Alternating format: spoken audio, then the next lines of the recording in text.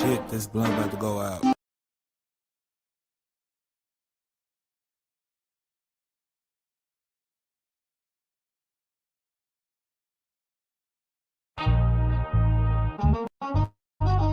Yeah, blunt, free game, Road 56.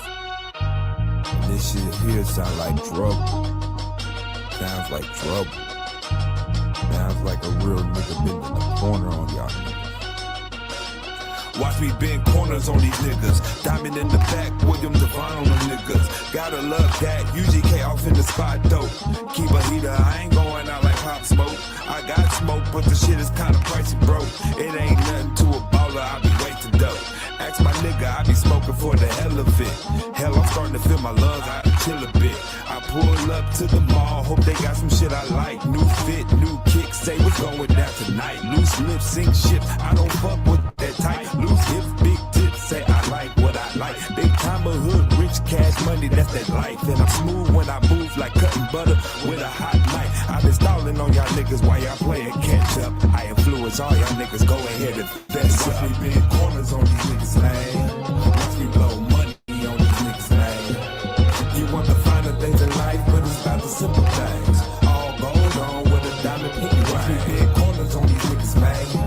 Watch me blow money on these niggas, man. You want the finer things in life, but it's about the simple things. All gold on with a diamond pinky ring. All gold on with a diamond pinky ring.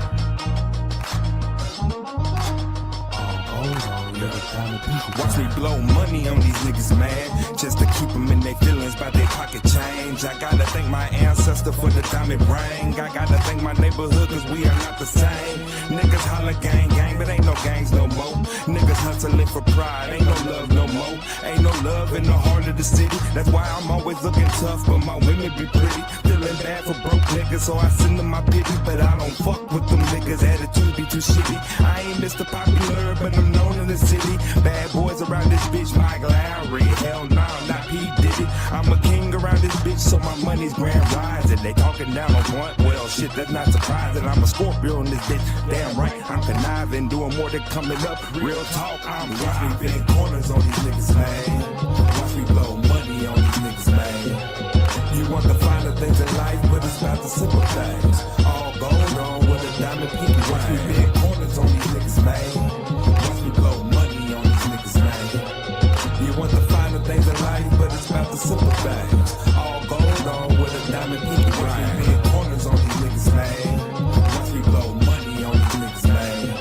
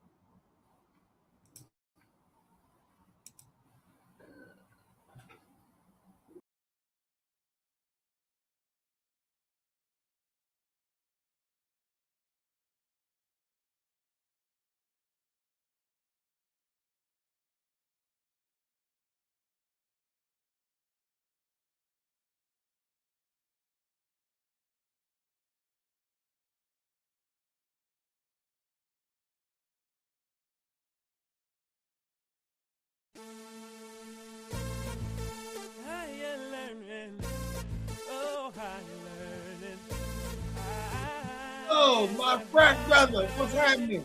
Hey, what's going down, bro? Nothing much. I'm a little faded, so forgive me. Oh, just a little bit.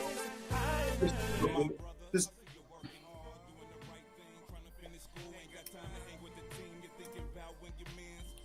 All right, I got it together, y'all. Sorry about that. Welcome to the PDXDOPE Live Podcast.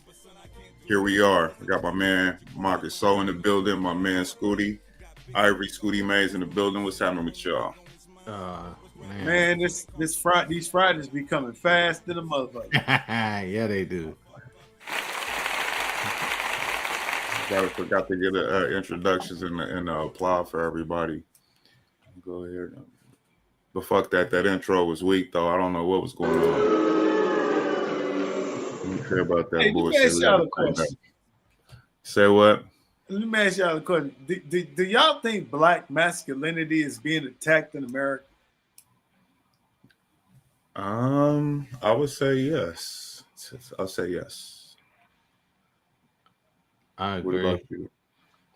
I agree. Yeah. What about you, Ivan? No, I said I agree. Oh, I didn't hear you. I'm sorry. Yeah. I mean, because what do you think that's about? Well, you only see athletes that look like you and me, but you don't see nobody else. Like we're not lawyers, we're not doctors, we're not, civic, folk. You know what I mean? Right. And I think you wouldn't even have that situation between Stephen A. and Jasmine Crockett if you had a more statesman that said what Stephen A. said to Jasmine Crockett. Because I didn't see nothing wrong with it. I just thought that, it's where we are as far as where we are in today's society, where black masculinity is really looked down upon. Yeah, I think with that whole situation with Stephen A. Smith, though, it was ridiculous to begin with because, like you said, I agree. He didn't say anything wrong. He gave his opinion on her approach. Whether you like his opinion, okay, that's fine. You can deal with that yourself. But he didn't say anything wrong. And the problem is that you can't say nothing to her without getting backlash from the so-called black community is ridiculous to me. You can't say nothing. You can't criticize. You can't be critical. But check it out though. But here's the thing though, and this is why, it's like I try my best. I think he says some good things sometimes, but he always overcorrects and he tries to, kowtow to the black boule. And so my biggest problem with him is after he said what he said, there's a lot of people that think that, you know what I mean? But they're afraid to say the shit. But so you got a guy like him who says it, and then people, there's backlash for what, I don't know, just because you're mad at his opinion, but he ain't wrong, in my opinion. And then, he's forced to apologize. He turns around, he says all that only to come back around and apologize. And then they turn it back to the president. Oh, well, Trump, because what he's trying to do and this and that. Just like with this NBA gambling scandal that's happening, they somehow, some way, oh, he's doing this to cause interference for the Epstein file thing. You know what I'm saying? That it's like, yo, you can't say nothing or stand on business without being canceled. And we got to stop that. That's coward shit. That's coward shit. Yeah, where are we going with that? Oh, well, I don't like what you said because although it's right, I just don't like that you said it. Oh, so we need to cancel you. And because everybody like you, we got to cancel. No, that's retarded. What happened to I said what I said, or whatever. Hold up, no. I don't know. So I've come across now a couple of Steve Saban talks. Mm-hmm. And the one thing that he says, and it's like our women should take heed to what he's saying because it's true. He put it in a athletic standpoint, but like what he basically said is that in order for you to achieve greatness, there has to be discipline and accountability. I'm gonna say it again. In order for you to achieve greatness as an athlete, but this applies in any realm of life, you must have discipline and consistency, which is what's gonna get you there. Right. And a lot of what we've been getting, the black woman is the most educated. Okay, there's some discipline there. but there's not a realness there either. We're gonna be real and say, "Oh yeah, you doing what you're supposed to do to get the degree." Okay, but the degree is more than just saying I got a tick in the box. What are you applying that degree to? Like, how is that degree and that knowledge helping the community?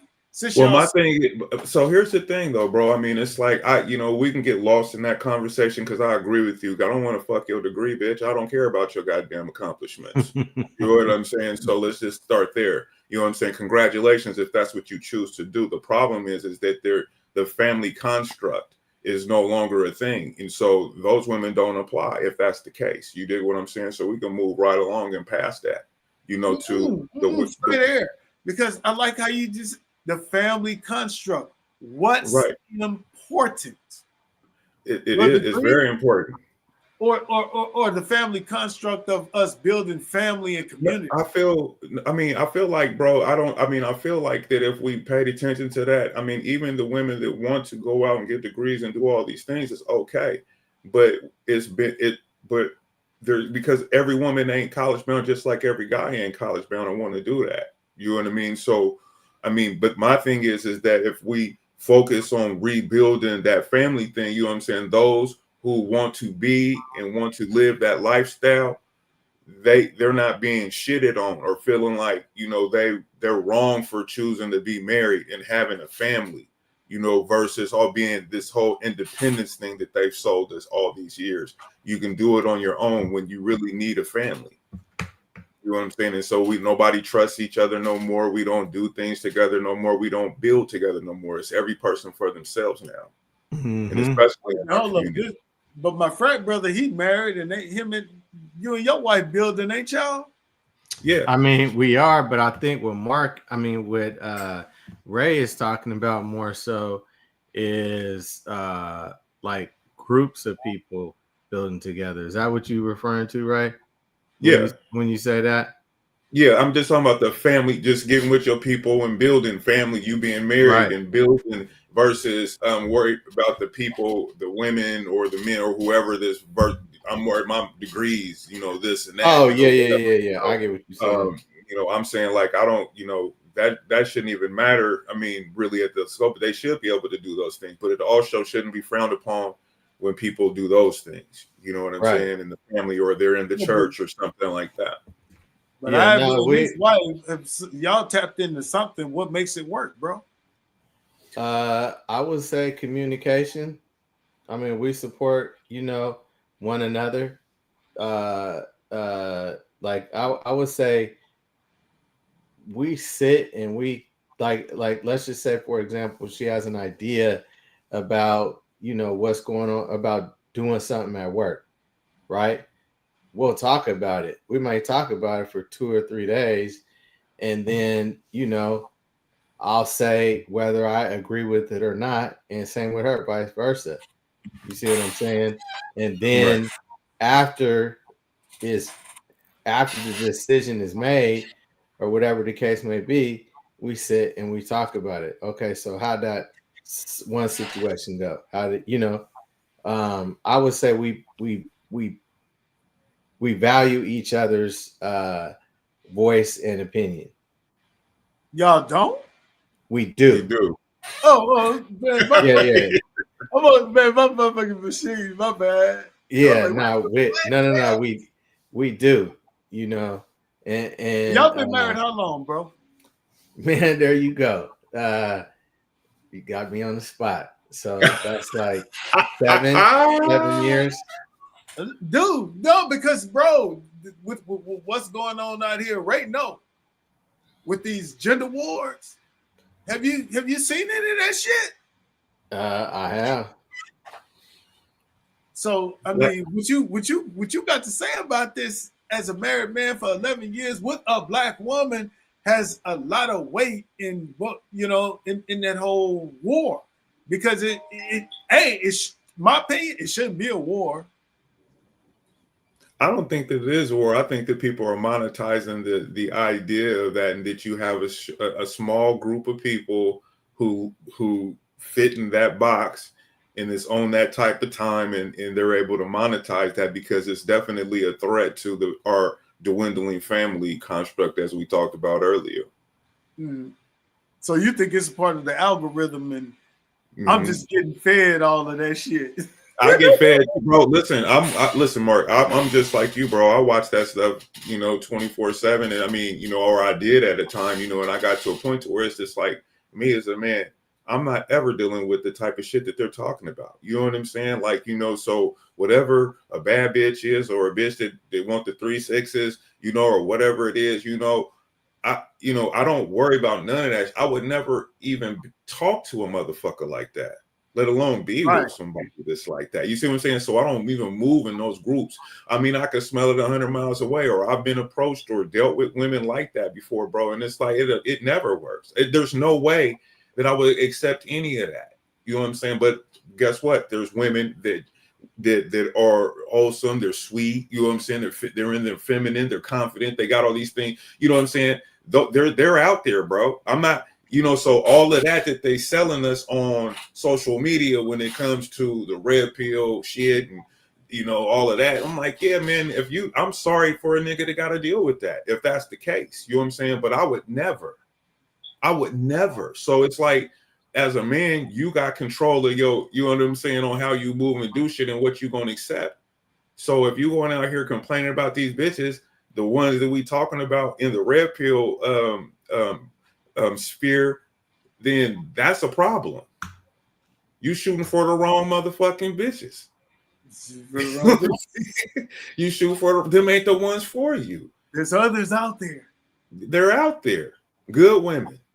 You know what I'm saying? And so, but they sell this to us, and especially in our community, and it's to our detriment, because it looks like this is this big old gender war thing, and it's really not in terms of that. It's what, it's just a group of people that, it's there, but it's like, is it really that prevalent? Because it's a lot of married people out here. A lot of black men. Ivory's married. You've been married. You know what I'm saying? Like, that's why I was wanting to get a lot of his opinion on like, because you do see it though, right, Ivy? I mean, I do so only because of what we talk about on the podcast. That's what's like to it. On a Wednesday, you're not on your phone or on a tablet and just get a Kendra G show. You know who she is? No, I don't. I know I'm saying I don't get it. I mean, to be honest with you, Mark, if it wasn't for the podcast, you know what I'm saying, I wouldn't be in the group chats that we have. I wouldn't be knowing a lot of stuff that's going on outside of that. Because, bro, to be honest with you, I work. Yeah. So you don't see them podcasts and them niggas talking about, do you realize that there's a generation that don't understand the club like we understand it? Remember when we I believe that. I believe that 100%. Hold on real quick. Shout out to Max DeMoss in the building. He was like, fools be pulling the wrong road. Yeah, choosing the wrong one. Yeah. I mean, they like them problems. They might be caught up in the beauty. You know what I'm saying? The beauty and the pussy get a nigga every time. All the time. Yeah. And she's crazy, or you know what I'm saying? She tripping now, got a funky ass attitude, but you gonna deal with it because you sniffing all up in there. And then you slipping all up in there, but she looked a certain kind of way. Come on, tell the truth. Tell the whole truth. She what? What you said, brother? A certain kind of way.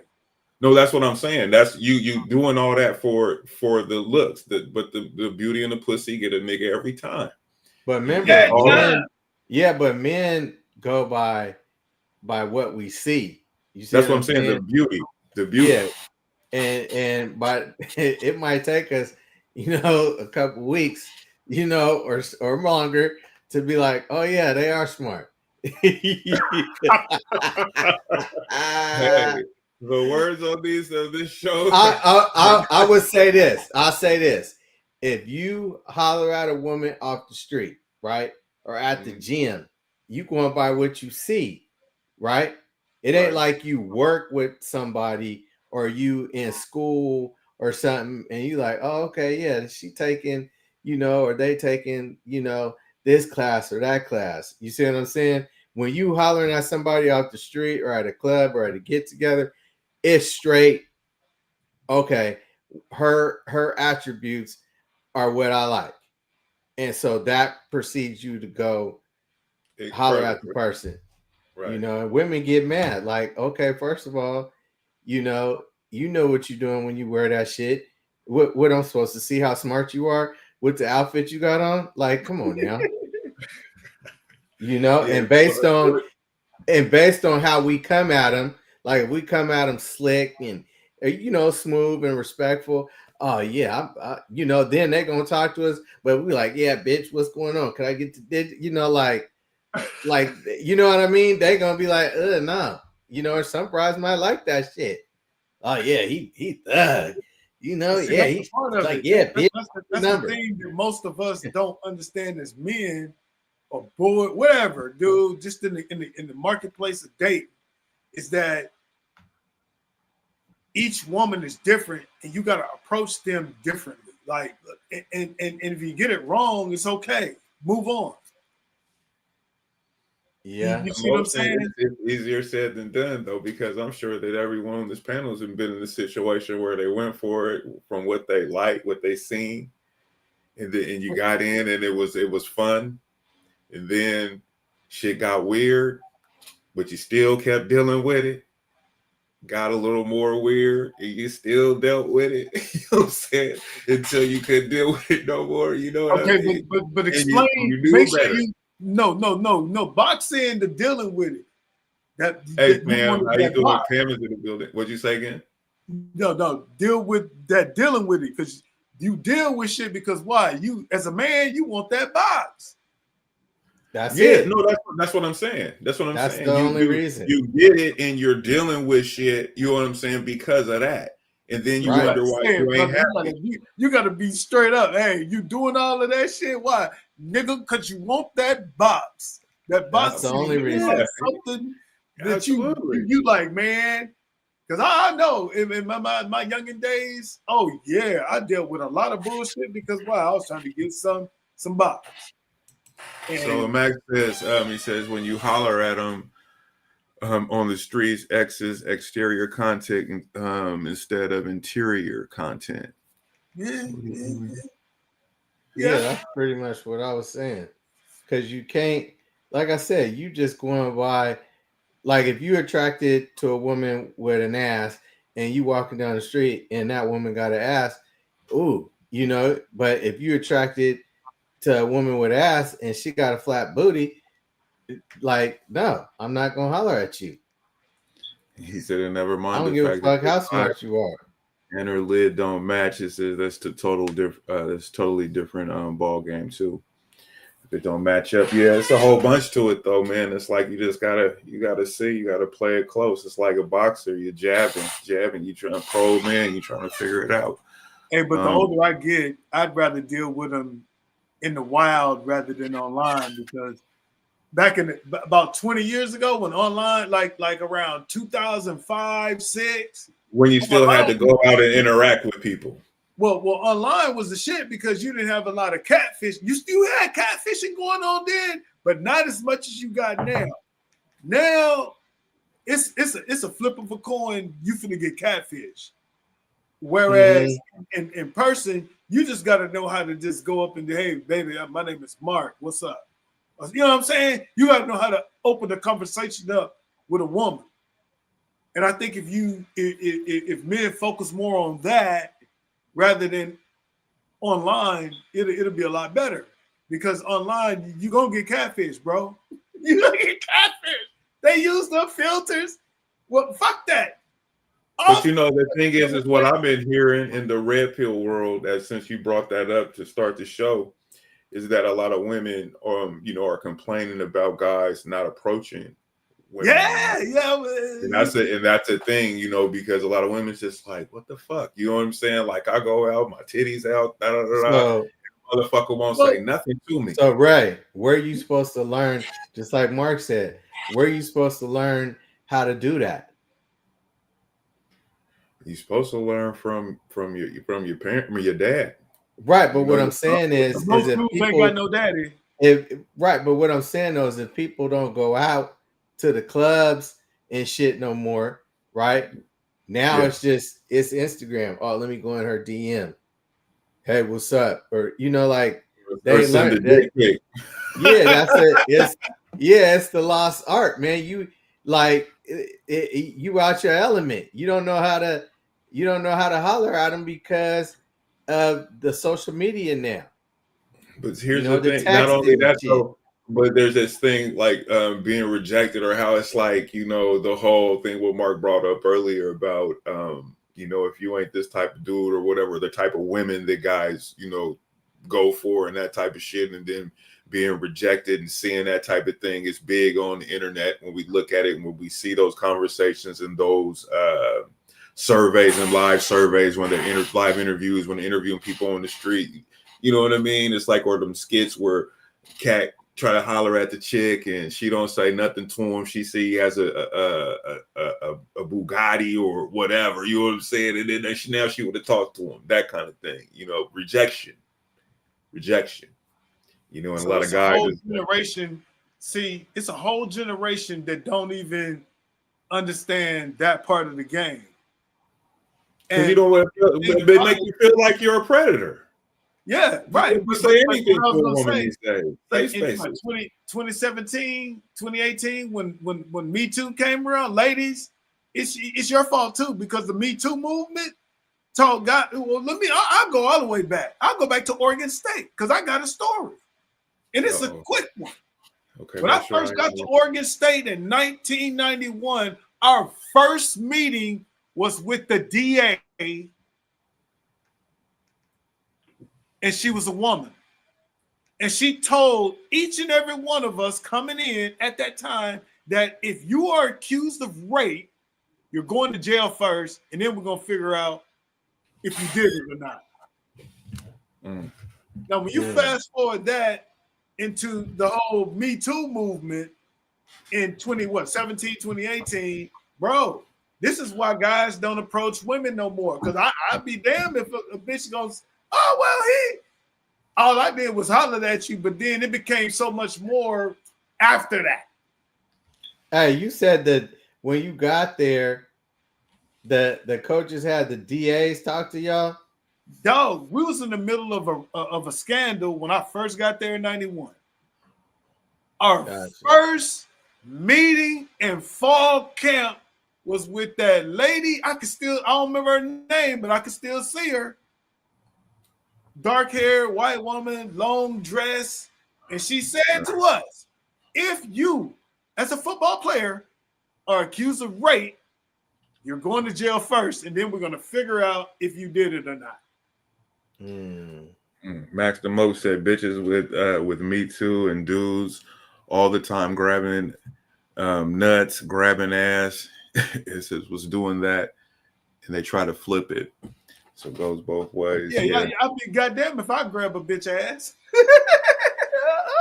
You can't do it now. Sure. Yeah, you can't do that now. Whatever. You're doing some time for that shit. You're getting a charge off top, bro. Definitely getting charged. So, all right. So let's go ahead and get started with the topics that we got. Did you guys get a chance to look at any of the topics? Yeah, I got them right in front of me. You got it right in front of me. So, let me go to my notes here real quick. Yeah, so we had this lady in Compton. She shoots a man who kills a dude. Yeah. So this lady dude sexually assaulted this lady in a Compton Billy store. So confrontation that escalated after a woman alleged the man groped her. When the man reportedly became aggressive and then made threats, the woman fired the gun, fatally wounding him. Investigators are now weighing the questions of self-defense and safety. So I'm gonna bring up the KTLA story that actually breaks this whole thing down for us. Let me share this screen. Okay, look at her with her high boots on and low skirt. Y'all see that? Y'all see the screen? Yeah. Hold on. All right, here we For go. wire thieves in a Hollywood Hills neighborhood are leaving some residents there, not only in the dark, but also feeling vulnerable. Some people say that they're worried their This ain't the story, though.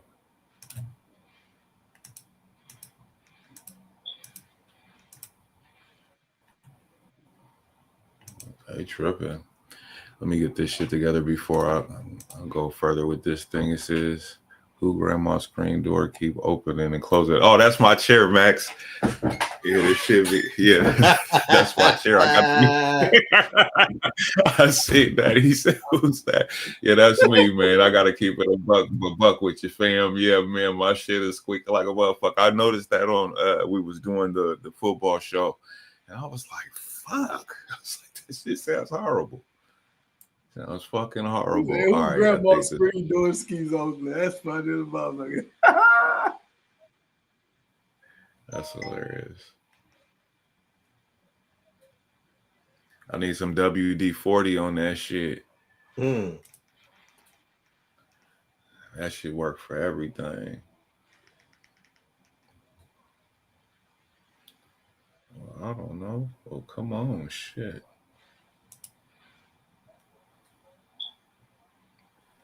Guess they don't want to play for me, man. I don't know what to tell y'all. Yeah. Is it gonna work? I don't know, y'all. It was working before I got started on the show. I tested everything out, and the motherfucking shit wouldn't start doing this shit. It said same 88-cent store, good. It does that to you sometimes. Boy, I'm saying it's doing it for real right now. Look at this shit. Well, anyway, I'm gonna wait to get this started though. There's no reason for me to have this on my fucking screen timing out. Oh, now as soon as I fucking click off, the motherfucker wants to start working. You know what I'm saying? That's the shit. That's the stupidest shit ever. Hold on, here we go. I'm glad I'm not the only one that should be happening to. After a customer shot and killed a man inside a Compton beauty supply store. Witnesses say he was threatening customers and employees. Deputies say the man followed the woman inside a shop, groped her, and became violent when employees told him to leave. He reportedly started throwing merchandise and threatening to kill customers.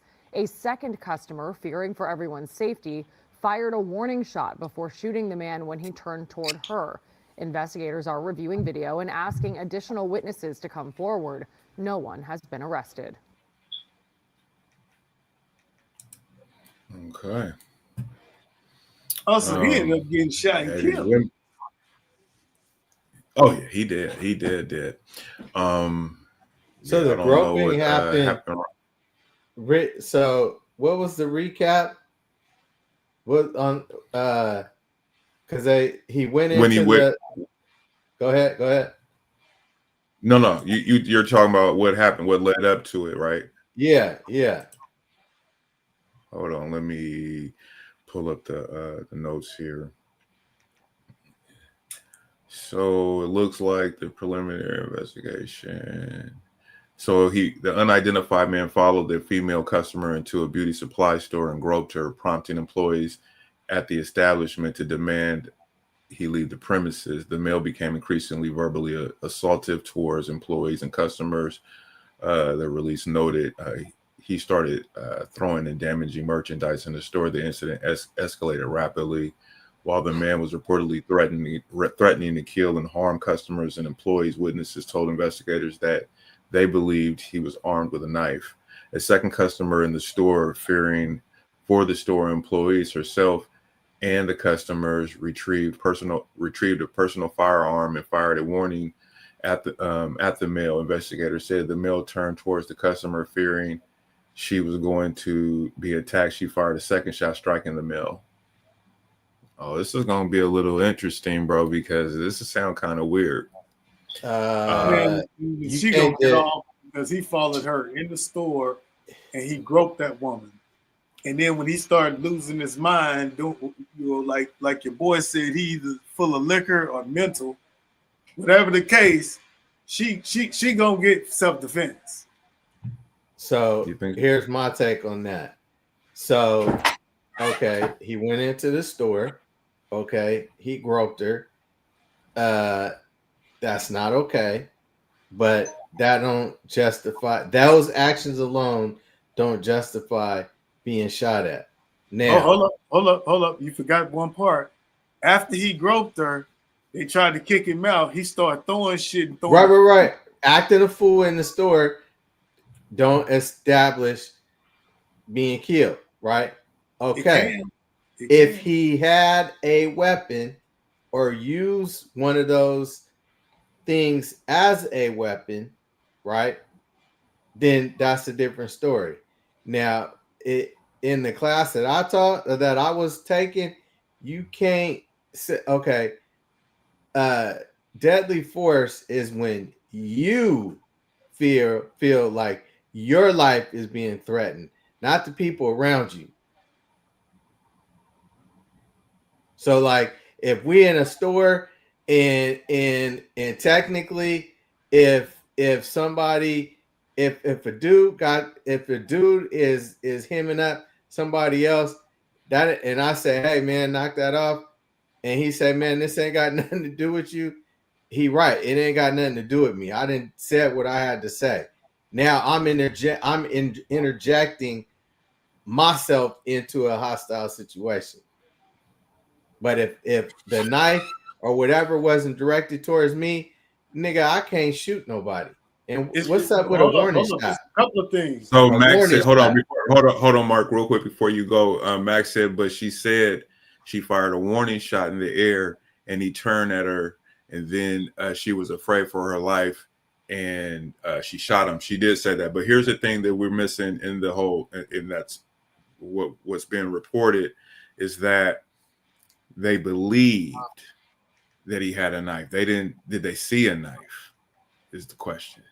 Hold up, though. A dude I knew in Atlanta, Georgia. And I know this is true because I saw the news report. Like we're seeing this. Imagine meeting the person. So I get to Atlanta in 2007, see this report one day on the news. Good Samaritan catches a carjacker trying to carjack this lady, finna take her car, but he had his gun, end up having to kill the dude. I met the dude. He got away with it. Why? Because he was a good Samaritan. It didn't have nothing to do with him. Mm-hmm. But he witnessed this lady getting carjacked, went over to stop the carjacking, and he had to put him down. Yeah, so this was in Georgia. I don't know about Oregon, but in Georgia, if you witness some shit like that's why you can do that here. Because he not only went in and groped that lady, but then when they tried to stop him, she shot the warning shot. But then he probably turned on her like he was finna do some crazy shit to her. And there you go. I remember when I took my concealed weapons class, they didn't tell us shit about firing no goddamn warning shot. Right. You see what I'm saying? Max says we also got to remember this is subjective because just last week or the week before, the white boy shot inside the drive-thru of the dispensary and was found not guilty. So he was found not guilty. Hey, Max, the key word there. Murder. Hold up. Max, the key word there is a white boy. I'll rest my case. Yeah, but here's the thing. In my situation, he was a white boy too. But hold on, Ray, wasn't that dude that shot in the dispensary? Did they charge him? Did they charge him for murder or manslaughter? I believe they charged him for murder. So, like you said before, murder has a whole. You got to check all the boxes for murder. Manslaughter, you only got to check 2 out of the 6, basically, right? So they didn't charge him right. Right. And so what I'm saying is, back to the lady, for one, like I said, when I was taught, you don't shoot no warning shot because you got to account for every bullet that goes up that is projected out of that gun. Let's say the bullet goes up in the air and strikes somebody outside, walking by and kills them. You see what I'm saying? So that's manslaughter. Right. But what I'm saying though is once again, nobody should be putting their hands on you, groping or whatever the case may be, right? Somebody that don't mean you should be killed for that. You tearing up somebody's shop, once again, that don't mean you should be shot. So Max says he's of the opinion that you need to just get out of the way, and some shit just don't involve you. Just get out the way. Goddamn right. I feel that. Okay, so check this out. So do you think that because of the situation it changes? How do you feel that public perception shifts when women defend themselves in such incidents? So do you think this changes anything, or do you think this changes your perception of women when they defend themselves at all? No, because I mean we've heard of stories before. No, I'm just saying, just in general. I'm asking, like, in general. No, not at all. Yeah. I mean, because at the end of the day, like I'm not delusional like a lot of our women are. Okay, I do get that it's some fools out here, it's some predators out here, and they will take the poo nanny if they can, or if they see opportunity in your life, and your life. About that. So I'm not sitting there going, oh no, trying to be, because the spotlight is on me. You know, some people, the spotlight is on them, the camera's on them, the mic is in their hand, and they just say what they think the audience want to hear. No, I'm not saying that at all. I'm saying that, women do need to protect themselves. Yeah, I would rather, like they say, forget all the other stuff that's going around. Dude, if a cat is out here mentally deranged on some shit, whatever, and he try to take the pussy, he need to, if he gets put down, he gets put down. So go ahead, right? Sorry. No, you got it, bro. You got it. So here's where you got to be really careful, okay, and start holding these women accountable. There shouldn't be no bias, even though there is. You got to be careful. So let's say a woman is walking her dog, right? Let's say a Karen is walking her dog, and this big black guy, she shits on her dog shits on the black guy's lawn, and the black guy's like, hey, pick that shit up. They get into an argument, and the lady fears for her life and pulls out a gun and shoots the black guy because she feared for her life, because the big black guy was yelling and cussing at her. No. So, watch this. The big black guy had a Ring camera. Right, but what I'm saying is you got to be careful, man. We can't just be letting these women slide on technicalities. If right is right, wrong is wrong. Period. Point blank. You can't just. I think you can't get away with doing shit. Go ahead. I think that this story is going to be more to this story because the question, just like I asked before, and this is the part that, everything else, and I don't think you're wrong at all, Mark, or anything, but we know how this goes in court. So with that, the knife, they believed he had it. I believe it don't mean nothing. You didn't see the motherfucking knife. So if I'm a defense lawyer or a prosecutor, because there is no defense lawyer that does that. If I'm a prosecutor, that's going to be my angle. You know what I'm saying? As far as, or whether this goes to trial or not, or if I take it to a grand jury. So did you see the knife, or did you, or not? You know what I'm saying? Because that's going to mean something. If he did have the knife and it was brandishing the knife, which wasn't stated in the story, then to me, then it's a wrap. If I'm the prosecutor, I'm not even tripping off the knife, simply because you already had started exhibiting violent behavior after you groped the first woman. You didn't leave. You start acting a fool. She walking on your watch. Okay, I got you. She ain't walking on my watch. She going to jail.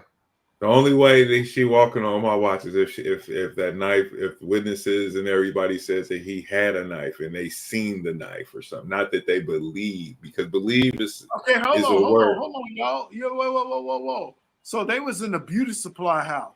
How you know the knife wasn't the scissors that this nigga was throwing at? So you got to remember, he followed this woman inside of the beauty supply house. I'm not dismissing any of that. Hold up. Let me finish. Then I'm gonna throw it back. I ain't gonna take it all up. He followed her in there with bad intentions. He followed her in there with bad intentions. He groped the woman, and we all can say, "Nope, that's bad," right? Then he started throwing the fit. Now we don't know the fit he thrown, as if he might have thrown some scissors or this or that while he throwing this. It'll all come out. Yeah. It's gonna come out, but I'm just saying, fuck it, dog. If you first, what's gonna make me as the prosecutor throw the book and let her go is for the fact that he followed a woman in there and groped her. So yeah, so he got bad. He already got bad intentions. So if not necessarily, only reason he groped her and didn't rape her was because he was in a public place and there was people around. If wasn't nobody around, that grope would have been a maybe that's all he wanted to do was grope. Hold on. I'm just saying, bro. No. But listen, this is what they're saying in the headlines. We don't even know if he even groped this woman. What do they mean when they say grope? That could mean a whole bunch of different things, bro. He grabbed the bitch. That's groping someone. No, you're grabbing someone by the pussy. Right? No. I mean, right? It could be in the butt. It didn't say where. It didn't say where. She could have grabbed her by her arm. That's, you know what I'm saying? Like, so we're being subjected. You know what I'm saying? What are we talking about? There's nothing specific in the description of what they mean by grope. Did he come in, he accosted her, or were they going to use that? You know what I'm saying? So what are we talking about?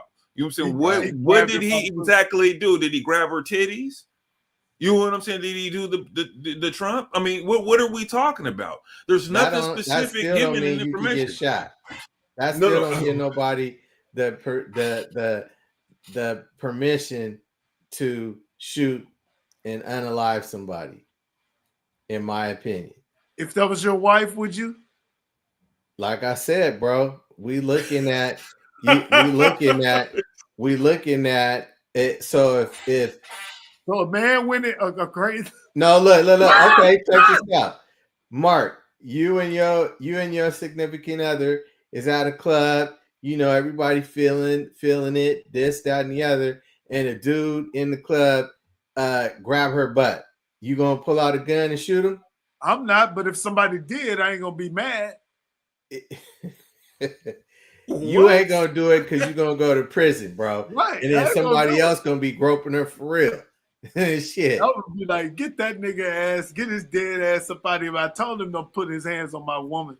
All I'm saying is, when you look at if you look at the law, groping does not mean you get to execute the person. Yeah, you're right. You're right. Tearing up a shop don't mean that means you get to unalive the person. So do you think they should have security? It should have been better security in that situation. I mean, at the beauty salon, supply store, whatever. No, I just think that they should have. I mean, all they could have done is somebody could have called the police, and then the first thing they tell you, right, is basically remove yourself. Like, all right, this fool acting a fool. All right, man, everybody get out, let him tear the place up. Right? You got insurance. What if he at the door, like by the door, and you can't get out? Then that's when everybody go to the back room and you lock the back door, and then if he tried to get through that back door, the minute he cracked that door open, that's when you light his ass up. All right. See, if it was me, there's an out. If he tearing up the place, you see what I'm saying? Let him tear the place up. Everybody out. You see what I'm saying? You're gonna shoot I'm the gonna gun up in the air. I'm gonna definitely scrutinize the situation because the knife is going. That's I want to know I want to see if they got video. All that I want to know. I mean, like, you know, really what really happened. I want some more information on that. But moving right along, I don't want to stay there for too long. But so I was telling Mark, I told Irie, I don't know if you guys, but you heard about the DoorDash gal, the girl who goes to the DoorDash. She delivers DoorDash to a guy's apartment. She walks into, she brings the food. The instructions were for her to leave the food on the porch. She decides to go inside this man's house. She walks in. There's a little area a little walk-in area. Then you have to walk in. She walks in and she looks in with it. She pulls her phone out and pulls her phone out. The guy is passed out with a pillow over his face, with his pants down, you know, like he was passed out or something, or drunk or something like that. In his or house. Jackie just in his house. And so this woman, she goes and she reports him as that she says that she was sexually assaulted by him by walking in on him. So the guy, he finds out, because she puts his name and his phone number, and she posts the video onto her TikTok, and that's how he found out. So he calls them, and he calls Uber or whatever. Long story short, they fired her. Mm-hmm. So I've seen the videos of this woman. She seems to be really unhinged, but she claims, this woman who walks into this man's house, that she was sexually assaulted because he was naked with his pants to his ankle. He's not even conscious. He's like passed out, like, you know what I'm saying, like with the pillow, like out, you know what I'm saying. And she walks into his shit. He must have just busted off a real one and just fell out. You know what I'm saying? But this is some bullshit though. So she claims that. So I want to go ahead with you, Mark. What are your thoughts on that? Look, this is where we are in America, you know, or in Western society. Because I've been speaking to my Australian counterparts over the last week, and they're talking about a lot of the same things. Like the same thing is happening over there with the women. And if I just stick to the point here, I mean, how does this woman claim she walks into another man's house, he sleep, but yet that's sexual assault because she walked in and saw him naked? What the fuck is going on? That's retarded. That doesn't make sense. You can't walk into somebody's house and see them naked and they sexually assault you. Why didn't she follow directions? What the fuck you doing in this house? They said that she was fired. So they said the company says that she was fired, was unrelated. But the timing sparked outrage and a conversation about worker protection. You know what I'm saying? And so to me, it's like this whole narrative got spent about worker protection, and it's like you didn't follow the direction, like you just mentioned. Ivory, what are your thoughts? Well, I think if it was me, I'd be asking why. What were you doing? Why'd you go in this house? Why didn't you follow directions? And then 2, I would have fired her because she went into she broke into somebody's house, basically. You see what I'm saying? And then if I was him, I would say she raped me. Damn. Yeah. Hey. He don't know. He was passed out. He said she 100% out of pocket. It should be charged with the crime. She should be charged with crime. I agree. Yeah. See, this is what the Me Too movement has brought up on American society or Western society. The Me Too movement has it, yeah. But she really, I mean, like, so. But the woman, if you see the video on her, she's so fucking unhinged. Like, it's just like she's crazy. She's definitely fucking this is left-wing lunatic. I mean, just all the way, just crazy, super crazy. You ain't got the video? Show us the video. You ain't got the video? Pull that video. Let's see this. Let's see this woman. Who this woman? Yeah. Harpo? Let's see who this woman is. Let me get that for you.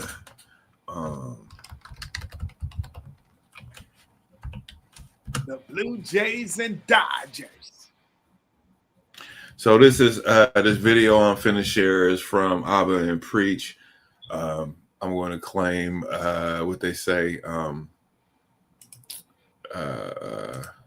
Copyright. Yeah, the copyright. What they call that? Fair use. Fair use. And that's so her we're right gonna watch a little bit of the video. We're not going. Yeah, that's her. You can already see she's crazy. But we're gonna watch a little bit of the video. We'll stop it and we'll kind of talk through it. So that's the best way to kind of present these videos without getting a copyright strike or any of that. So bear with me if I'm doing that. We're teaching young men on how not to get in trouble with these crazy women.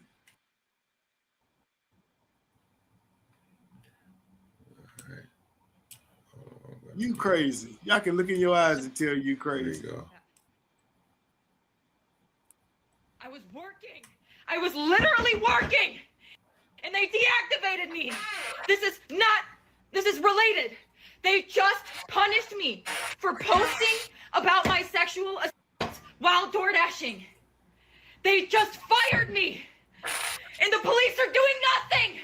I lost my job. That was my only way to make money to pay my bills. 3 days ago, October 12th, 2025, I was a victim. You don't like the jump cut? That was great. You don't like.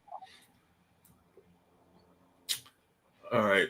As you can see in the video, she's unhinged, right? Bro, how did he assault you? If you walked into his house. He was asleep. He passed out. How did he assault you? Oh, this bitch is crazy. Hold on. So hold on. Okay. So let this play. They just fired me. And the police are doing nothing. She breathing a lot. Ain't she breathing hard? That was my only way to make money to pay my bills. 3 days ago, October 12th, 2025, I was a victim. You don't like the jump cut? That was great. You don't like the jump cut? Yeah. So what happened was, here's the thing. So when this happened, a lot of people had opinions about it, but DoorDash did respond. We've seen tough, sensitive posts over the past few days, and we want to clear the air. No one should have the experience of assault, harassment, or any kind of abuse, and DoorDash never deactivates someone for reporting it, full stop. Period. We take these reports incredibly seriously. Hold on. Max, he said don't be putting her on the left wing. It's right wing. Oh, it's so here it is, Max. I got you. I don't want to just put it all on y'all. So check it.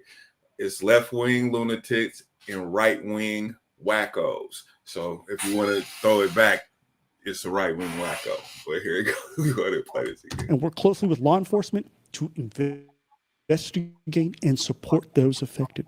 In this case, the Dasher let us know about an experience that made them feel unsafe.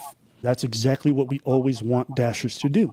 Our team immediately began investigating and has been in direct contact with law enforcement and is prepared to fully support their efforts. Yeah, they both is crazy. Let's see what we got here. Personal public details publicly is a clear violation of our policies. That's the sole reason that this Dasher's account was deactivated, along with the customers, while we were investigating. We're also ensured that the Dasher has full access to their earnings. We know that these are sensitive situations, and we want every Dasher to know if you ever feel unsafe or experience something concerning, come to us. We're here to listen, act, and support. So, but also there's a video, the video where she's pushing the door open has been cut. Okay. So there's that as well. So she forced the door open? No, the door was cracked. It was not locked. It was so, just, you okay. know what I mean? So, and then she pushed it open, and Okay. then she started filming. So I'm like, dude, So that is not what SE means. But no. So just so I'm clear, because I don't know much about this, you know a little bit more than me. She gets there. The doors, is it already open and the dude's exposed? Or is it only slightly cracked open? Kind of cracked open. And dude said leave the food at the door. Yeah, on the app. On the app. On the notification, the notes, and what you're supposed to yeah, instructions. Got you. Okay. And she opened the door. And then boom bop, dude was fully exposed. Maybe after a hard session of, See, so this pickleballs. So he decided to, take a nap because sometimes he works hard. He said they're gonna play a pickleball. She kind of didn't do what was instructed. So it's on the video that she opens the door. She removed that video. But she was there before. It was there before. So my question in my head is, did she look through the crack and saw him naked? That I don't know. You think she went, ooh. But none of that matters. Okay, there's a bunch of scenarios in my head. She went, Because if it was just like slightly ajar and she could see I was doing something. They're drunk. My name. Hold on. You know what I mean? They're out exposed. Okay. Because I want to say they got they had the one with the video on there where they kind of showed it what it looked like when she. I reported it to DoorDash, and DoorDash did ban the customer. And then 2 days later, DoorDash banned me, which doesn't seem unrelated. I appealed, and they were supposed to respond to my appeal within 7 to 10 business days. They didn't even provide me a reason for my deactivation. They're supposed to send an email. They didn't. So I contacted support, and they told me to continue with my appeal without knowing a reason why. There's an option to select. Don't know why I was. You got a big ass and then you head, still have to nigga. explain yourself. So I did. And within 12 hours afterward, they had already denied my appeal. So I'm really never getting my DoorDash account back. DoorDash deactivated me. DoorDash punished me for exposing my assaulter. And TikTok is currently punishing me for exposing my story time. And this is the only justice I'm getting because I also reported this to the police and the police are doing nothing. You're fucking nuts. Hey guys, it's been a minute. A whole 24 hours, I know. But I have an update as of October 16th, 2025. But first and foremost, I just want to thank everybody for the overwhelming support and allyship that you've shown me. Did she just say Allyship? Allyship. Hey, listen, I've been down a lot of alleys. I ain't never seen no ships, but it's okay, man. Also, this is not an acceptance speech for an award. I don't know what the fuck she. Thank you. Okay, well, hold on. Let's see this last part. She's nuts, bro. And the entire rest of the world found out why I lost my job at the exact same time. I didn't find out before you guys. I'm just letting you know this right now. The people that saw their public statements and made me aware that they made those public statements knew why I lost my job before I did. Yeah, the people working for a company usually know that you're losing your job before you. HR knows that you're losing your job before you. Like, I don't even know what that's. All right, so let's just go ahead and get back to the number of times I've been fired. They knew. This nigga said number of times I've been fired. So, is this shit cool? I mean, what should happen to her, man? What the fuck? What happened to you? Did she film him while he was naked? Yes. Then she should be charged with something. I don't know what it is, but she should be charged. And then she put his naked picture on the web. On TikTok. Yeah, bro. She should be whatever laws go against that. It should happen because if that was a man that did that, bro, he'd be in jail. He'd be in jail right now, and he'd be trying to prove his innocence. You know what I'm saying? Hell no. Nah. Right. Hell no, nah. Bitch. You should have left. So one of the questions. So one of the questions is, how can gig workers protect themselves when companies classify them as independent contractors? Film everything. She did. Yeah, but see, the thing is, because I was a gig worker, and you film everything, but she told on herself because let's just start from, hey, leave it at the door. If a customer tells me to leave it at the door, I'm not going to go in their garage. Why am I going in their garage? Why am I, if I see the door open, why am I going into the door? Like, if I'm a black man and I'm in Nebraska doing DoorDash and they say leave it at the door is open, and I walk in their door and they're in the door, they could get, oh, he was stealing, he was this, he was that, and I'm in trouble. Mm-hmm. Why does she think she could get away with that? So that's the fascinating. What's so fascinating about this story, and why I wanted to kind of cover it, is because it's clear that she walked in and she filmed this man, and in her mind, no, make sure you stay naked. Naked, he was naked in his home. Whatever, I don't give a fuck about nothing. But the fact is that this woman believes that she was sexually assaulted, but she didn't say how she was. And I mean, in the way she's presenting this to everyone, because I don't, if you're a victim of that, okay, I understand. You know what I'm saying? And I don't, I'm with you. But you said that you were sexually assaulted and you're really passionate, you're breathing hard in the video and all this shit. But what was the assault? What was the assault? So because the assault, you're saying what she's presenting to us is that the assault was her seeing him naked or seeing his fucking dick.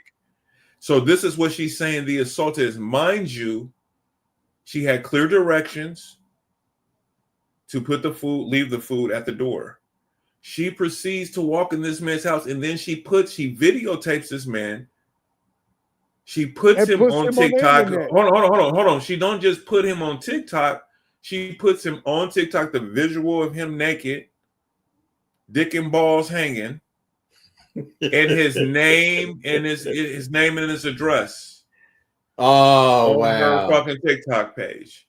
This is what she did, and then she says that it was sexual assault. So why, like you said, there should be some kind of repercussions for her filming this man. He didn't know he was passed out in the video, because I seen the video. He's passed out. Hold on. He was passed out in the safety of his home. Continue. In the safety of his home. He's passed out. He doesn't. He doesn't that, because this is the what they call it. This is the terminology that I was taught by Liv. Certain things you got to say, but in the safety of his home. So you got to follow protocol. Max says you got to follow protocol in order to remain as an independent contractor. The rules, there's rules in this shit. He says white privilege also plays a part, but they were both white. And you saying she's biscuit bumper. You should tell her that you can tell she's gay, so she made her even more angry. Okay, and then he goes, I think there's a lawsuit coming with DoorDash. They're gonna settle this out. This would be a quick one. He's gonna get his money real fast. Yeah, because you suspended his account. And he didn't do nothing. He was just in the safe. Look, I'm gonna tell you something. Your worker, no, fuck all. You spend my account. This is Uber. Lyft. So this dude lied on me one night and said that I was drunk driving. Oh, fuck. He said it only because y'all both know me. I could be a character sometimes. And at this moment, this night, I was being a character. And I had this thing where if you don't say shit back to me when I say, hey, I'm Mark, you are, and you don't tell me your name, I'll kick you out the car and say this ride ain't for you. The reason that I didn't kick that dude and his girl out, because his girl gave me her name. Long story short, I wake up, cashing out, doing my shit, and my app is like, oh, nigga, you suspended. And I know they can see when you go on it, because as soon as I start trying to go on, they call me. Hey, Mark, how you doing? Yeah, good, man. What's going on? Yeah, apparently you were driving drunk last night. What? Apparently. So wait a minute. I'm driving drunk. Yeah, and I knew exactly who said it. And I said, no, I wasn't driving drunk. I said, I'm a comedian. And if you look at all of my responses, people like my personality because it's there. Right. And they looked at it, and before I could even finish arguing, they turned me back on. And they was like, look, man, last night, a passenger, they don't tell you who it exactly, but I knew who it was. Right. Passenger said that you was drunk, and we had to, take protocol and turn you off, but we can, everything matches up. But you just got to be careful who get in your car. That's some slimy shit. But people, this is what I'm saying. People do that kind of shit because for whatever reason. This was a Hindu Indian, and his girl felt the vibe and was like, "Oh yeah, this dude is cool." But apparently he didn't like it. And what happened was I dropped her off first because I thought they was going, together. I was like, oh shit. And it was funny. When she got out the car, I turned around and looked at him and said, it's just me and you now. That's what you said to him? That's what I said. I literally did. I turned around and I would have turned your motherfucking ass in too. Me and you now. And this motherfucker told them people that I was drunk. So in the era of viral storytelling, how much power does social media platforms give workers who feel unheard? So she's feeling like she's unheard in this situation. She's that they fired her because and they didn't hear her. She wasn't heard about her alleged assault. No, they got to take. They did the right thing to take power from people like that, because this is the reason I argued with somebody about a week ago why Kamala Harris didn't get voted into the presidency, because it was too much of this kind of behavior from estrogen human beings that was being put out there. Oh, this nigga going in. Okay, I hear you, brother. I mean, but that's what it was. I mean, like if we really want to talk about it, that's to some of you out there looking at this. This is why Kamala Harris didn't get voted in, because it's too much of what we just saw out there. Because it's weirdos that's being empowered to think that this is okay. That ain't sexual assault, bitch. You shouldn't even been in that man's house. Period. And now we're gonna label that as sexual assault, and then the man, come on now. And you wonder why guys won't approach a woman these days. We just talked about that earlier, so this shit all goes together. Well done. All of it goes together. And this is why guys don't approach women. People, this is why guys don't approach women anymore, because you can't even jack off in your house without a motherfucker walking in on you. What the fuck? Like, what? What does America come to? What did we come to? Come get it. I love it. This is magical. Yeah, man, that's fucking crazy. I'm with the guy. I hope he fucking sues DoorDash. DoorDash, really, they fired the bitch because they knew this bitch was crazy anyway. This was my thoughts. I think that they already knew she was a problem and they got rid of her. But this is part of the reason why was a fucking problem. And it just, we had enough of your shit. No, I'm saying this is how it probably happened. But the problem is this. You were given direction. Leave it at the door. You leave it at the door, take a picture, and you go. No, bitch, you walked in this man's house. Right there, it's over. You're done. She could have. So okay, let's flip the script. A man and a woman in her house naked, and he's the DoorDash driver. He drops it off, but walks into this lady's house. They're finna see if he's on a registry, nigga. Oh, bro. Yeah. You know what I'm saying? So she don't even understand is those, like, DoorDash looked at her just like if it was a man. That's why she's deactivated and they not even thinking about her. Hold They on, look at her like, hold on. "Nigga, this is a man." DoorDash looked at it like they kept it fair. Yeah, You know what I'm they saying? did. They fired a man. You get your motherfucking ass up out of here, bitch. She been running stunts. This is why I'm telling you, bro. She been doing weird shit like this. This right here, though, bro, it's above the pale. Like, what are you doing? Yeah, Like, what you you should doing? have And no then business. wait a minute, and then you tell on yourself. What if he would have been? What if he would have attacked the bitch? Like, what the fuck? You beat her ass? Yeah, For walking in or and shot shit. her.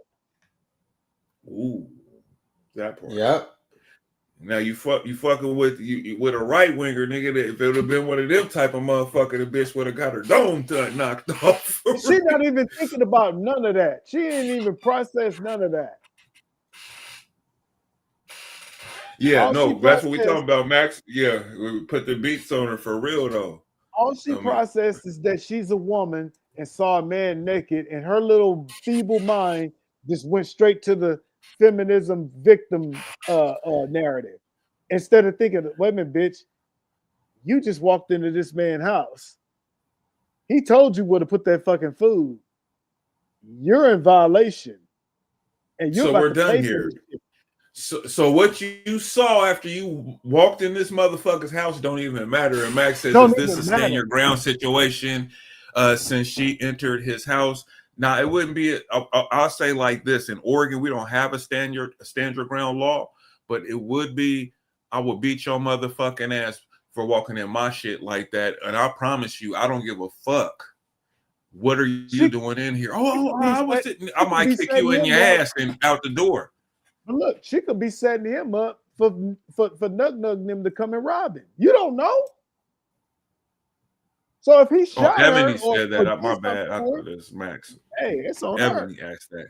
No, it's no, Eb. Ain't no stand your ground laws here. But again, like I said, if it's me, it's gonna be a problem. I ain't saying I'm gonna shoot nobody, you know what I'm saying? But you really can't, you don't know people. You know what I'm saying? And Ivory put me onto this show called A Perfect Neighbor. No, I'm not buying that, Mr. Nelson. If you're knocked out sleep, you got your clothes on, you got all your clothes on, and you're startled by this stranger in your fucking living room. Oh yeah, I'm fucking them up. I like the way you put that though. Yeah, let's go ahead and just, somebody's getting fucked up. Somebody getting fucked up. Like, oh shit, bam, shit. I don't know you. There's comments on Facebook. Why ain't I seeing the comments on Facebook? Could one of you guys pull it on the channel? Once you let me know. Shout out to Facebook. I don't even know why the comments ain't coming up. I'm not ignoring you, but for whatever reason, they're not popping up. So I'm not seeing any of your links. So if you want, you can come check out the show on the YouTube page and get engaged with this though. But respect, I'm not shutting y'all out, and I'm not just not talking to y'all. I didn't know that. I just got told that you guys are over there commenting, because usually they pop up over here and they're not today, but I don't know what that's about. So hit us up on the YouTube channel. Just go ahead and click the link. There should be a link in the description to this stream right here. So go check us out. Now remember, like, share, and subscribe. All the likes is free. It don't cost you nothing to fuck with us. We've been doing this for almost 5 years. Started on a pandemic, and we still rolling. So yeah. So check this out though. So what's happening? So the government is shut down in America. We can discuss and debate whose fault it is all you want to. This is not what I'm talking about. We're talking about SNAP benefits, and SNAP benefits are going to be cut. People aren't going to be getting their money because of the shutdown, and what that means to people, and especially in the state of Oregon. So we're coming upon the holiday season. You have Thanksgiving and Christmas dinners. A lot of families are going to be affected by this. So I'm going to play a vid, and we'll go from there. 1 second here.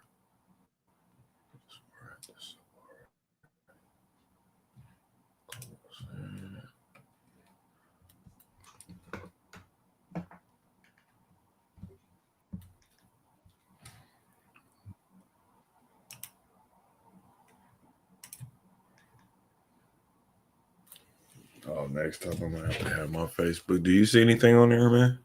No. Anybody on Facebook? Okay. Or on the yeah. I haven't looked on. This is crazy. I don't know. I didn't do nothing different to where it wouldn't.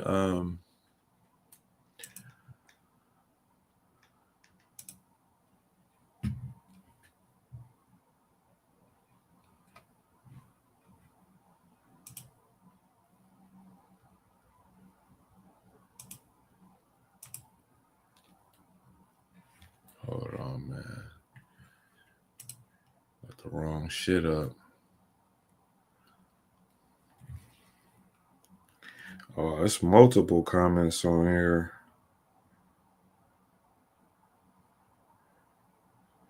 Let me switch to the live stream.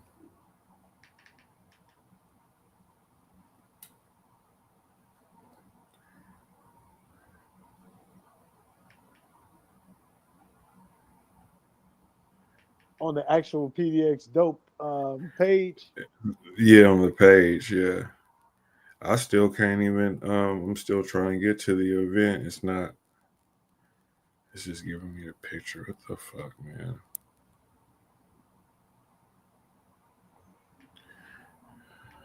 I don't need that. So they on there.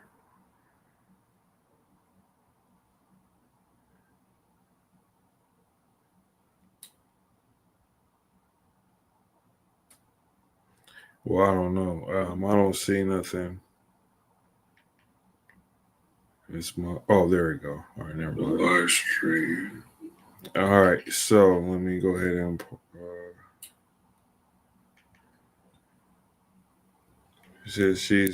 she's presenting that he flashed her, exposed himself.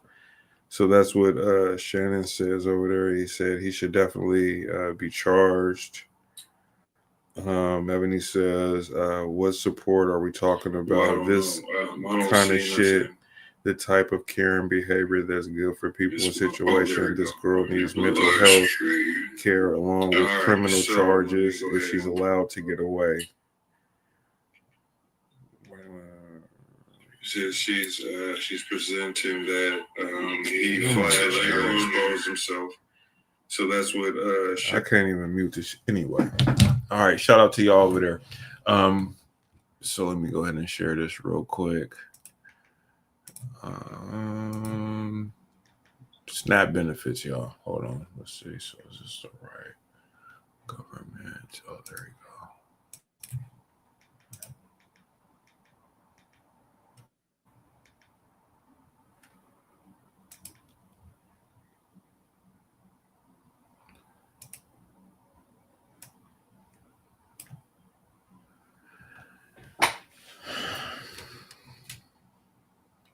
I don't know why this shit is not.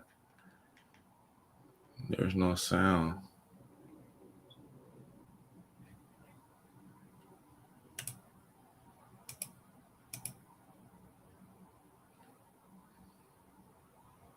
Because of the shutdown, millions of Americans are going to miss out on SNAP benefits. That's because those benefits won't be paid out until the government reopens. Joe Ranieri joins us live from Northeast Portland, now outside the Oregon Food Bank. And Joe, thousands of Oregonians are going to be impacted by this in less than 2 weeks. Yeah, very nervous and very alarming to a couple of people I spoke with earlier today. Now, tomorrow, Stephanie, will mark 22 days since the government has been shut down. And now millions across the country are worried about when they could be receiving their SNAP benefits, especially as we get closer to November. And some of the local food banks I spoke with earlier today are also prepared to see more of a demand.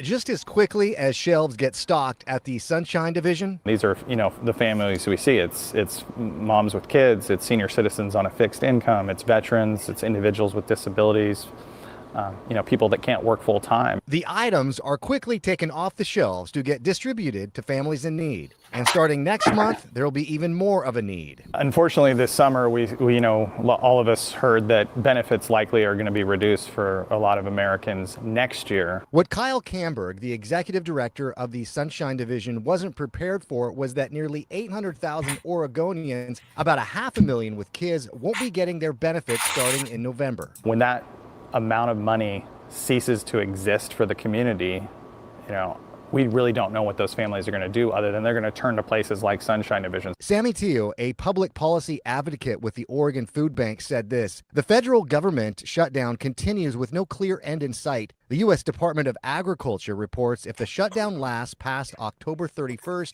November SNAP benefits and WIC benefits may be disrupted.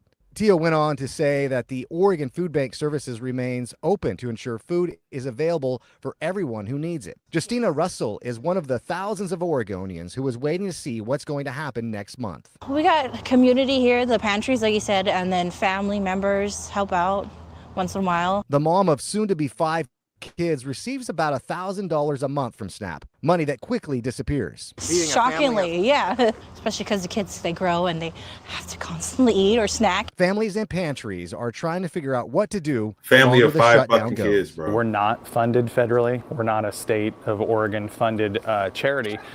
So we rely on the local community.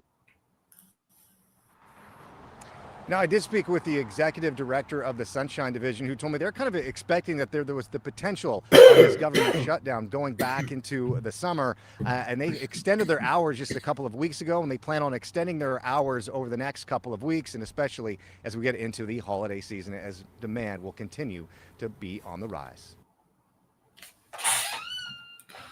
All right. Let's talk about it. How do you feel about the government shutdown and its effects on people? Mark, you go. I mean, look,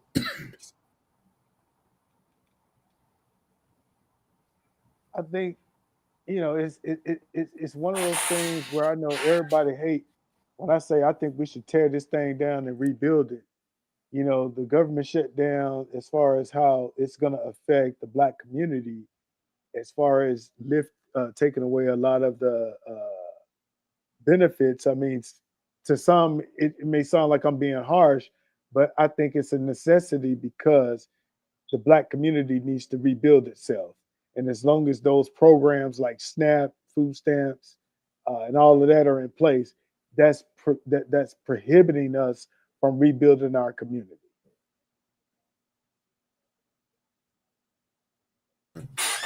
And Max says money for food should be the last thing that's shut down. There's so many other things that should be shut down before that. I agree with that. The government shouldn't be shut down over pissing contests. I'm 100% about that, and especially the people that really need the benefits: old people, children, disabled. People that really need this. But Ivory, what are your thoughts on this? Do you think that what are your overall thoughts on the idea that it's because of the government shutdown, it's going to affect the SNAP benefits for families? So here's my thing. Some people may not like what I'm about to say, but guess what? I don't give a fuck. Okay. Now we heard the lady. We heard the lady say she got 5 kids. Okay, I don't know the situation with that, but if you can barely feed, and I'm talking about her, and I'm basically if you get hit, holla is what I'm saying. I'm hitting a whole bunch of stuff. If you can't take care of yourself, don't have a child. If you can't take care of yourself and the first child, don't have the second child. Right? If you can't feed them, don't breed them. Okay. We got that taken care of. Okay. We didn't hit that. Okay. Second part. If we have to shut down the snaps and this and that, because there are so many people taking advantage of the system. If we didn't have people that was making $100,000, $85,000 a year, and still getting what do you call it? Benefits. Hold on. Let me just add that real quick. There's a lady that was making that in SNAP benefits. Go ahead. Right, but that's what I'm saying, though, bro. That's what I'm saying. You got all these people that are you got so many people taking advantage of the system, right? That the people that really need it can't get it. So guess what? Hey man, Ray, we need you to kick in more. Basically, all the taxpayers, we need you to kick more money. I ain't kicking shit in. You get what I'm saying? Okay. Ray, what happened when you was a kid and you wanted a toy? What your parents say? Oh, we can't get that right now. Mama, daddy, granny ain't got it. You see what I'm saying? You ain't got it. You don't get it. Right. So Ebony says, I think it has pros and cons. It forces people to really look at their budget and adjust accordingly. SNAP is supposed to be temporary aid for families for the most part. Yeah. Mark, what do you say to what Ebony just says? It's supposed to be temporary. Yeah, I agree. It should be temporary because that's what's wrong with the Black community right now. And a lot of these, and there's a segment of Black women that think, oh, I don't need a man. Well, yeah, of course you think you don't need a man because you got SNAP, right? But I bet you if you ain't had that SNAP, that would make you. I mean, you got women out here that got 6 babies by 6 to 7 babies' daddies, and that's just simply because they know the more kids I have, the more SNAP benefits I'm gonna get. I mean, there's one lady on TikTok. She was going nuts because she was down there making $100,000 from SNAP. Right. From between you had the food stamps and the cash. She was making almost 100. And when they saying they finna take that away, she's sitting there talking about how am I gonna feed my kids? And you think, like you said, Ivy, you should have stopped at about 3 or 4 kids. How about 1 or 2? So Ebony says, of course, there's other groups that rely on it because they genuinely are on a monthly budget. Then by all means, they need that. But so many people are taking advantage of it, like Ivy mentioned. All right. Let me see. Max has something on here. Max says, I don't know why my shit doing that. It says Marcus is 1,000% correct. And then Ebony says, it says, why is my computer doing that? She said, if you're comfortable laying on your back all the time, then maybe SNAP needs to cap how many kids these type of women have. Ooh. Yeah, I mean, damn. Tell us how you really feel. Yeah. I mean, my thing is that it's unfortunate that in this day and age, considering all of the things that the Black community, Black people have been through to become what we are today, you know what I'm saying? To be successful, to have all these things, that we are dependent on this government or dependent on the white man and all this all this type of shit, entitlement thing. Like Ebony mentioned, it is temporary, to help you get on your feet and shit like that. It's become a thing to where a segment of the community has become dependent on these services, and they have no, they don't work for anything, so they become dependent on this thing, and it's like it breeds a level of entitlement. So where my money at, you know, it's where my money and the people who work every day and are well-to-do that aren't taking advantage of this situation. You know what I mean? That's who's paying for this shit. So how much of this also contributes to this whole thing in the gender situation where these women come out saying, well, I need to have a certain a man that makes a certain amount of money. He said, "Give the bitches a bag of dreams and give the bitches a bag of beans and a whole bunch of dreams." You freak. I mean, shit. Shit, we gonna talk about the Blazers. We'll tap into that. We're gonna finish this show talking about the Blazers. We definitely gonna talk about that. That came in before I put the show together, but we're gonna talk about it. But you're supposed to anyway. You're supposed to use it to bounce back or whatever, but it's it's a bounce back thing. It's not, we got people that's been on this shit since the 80s.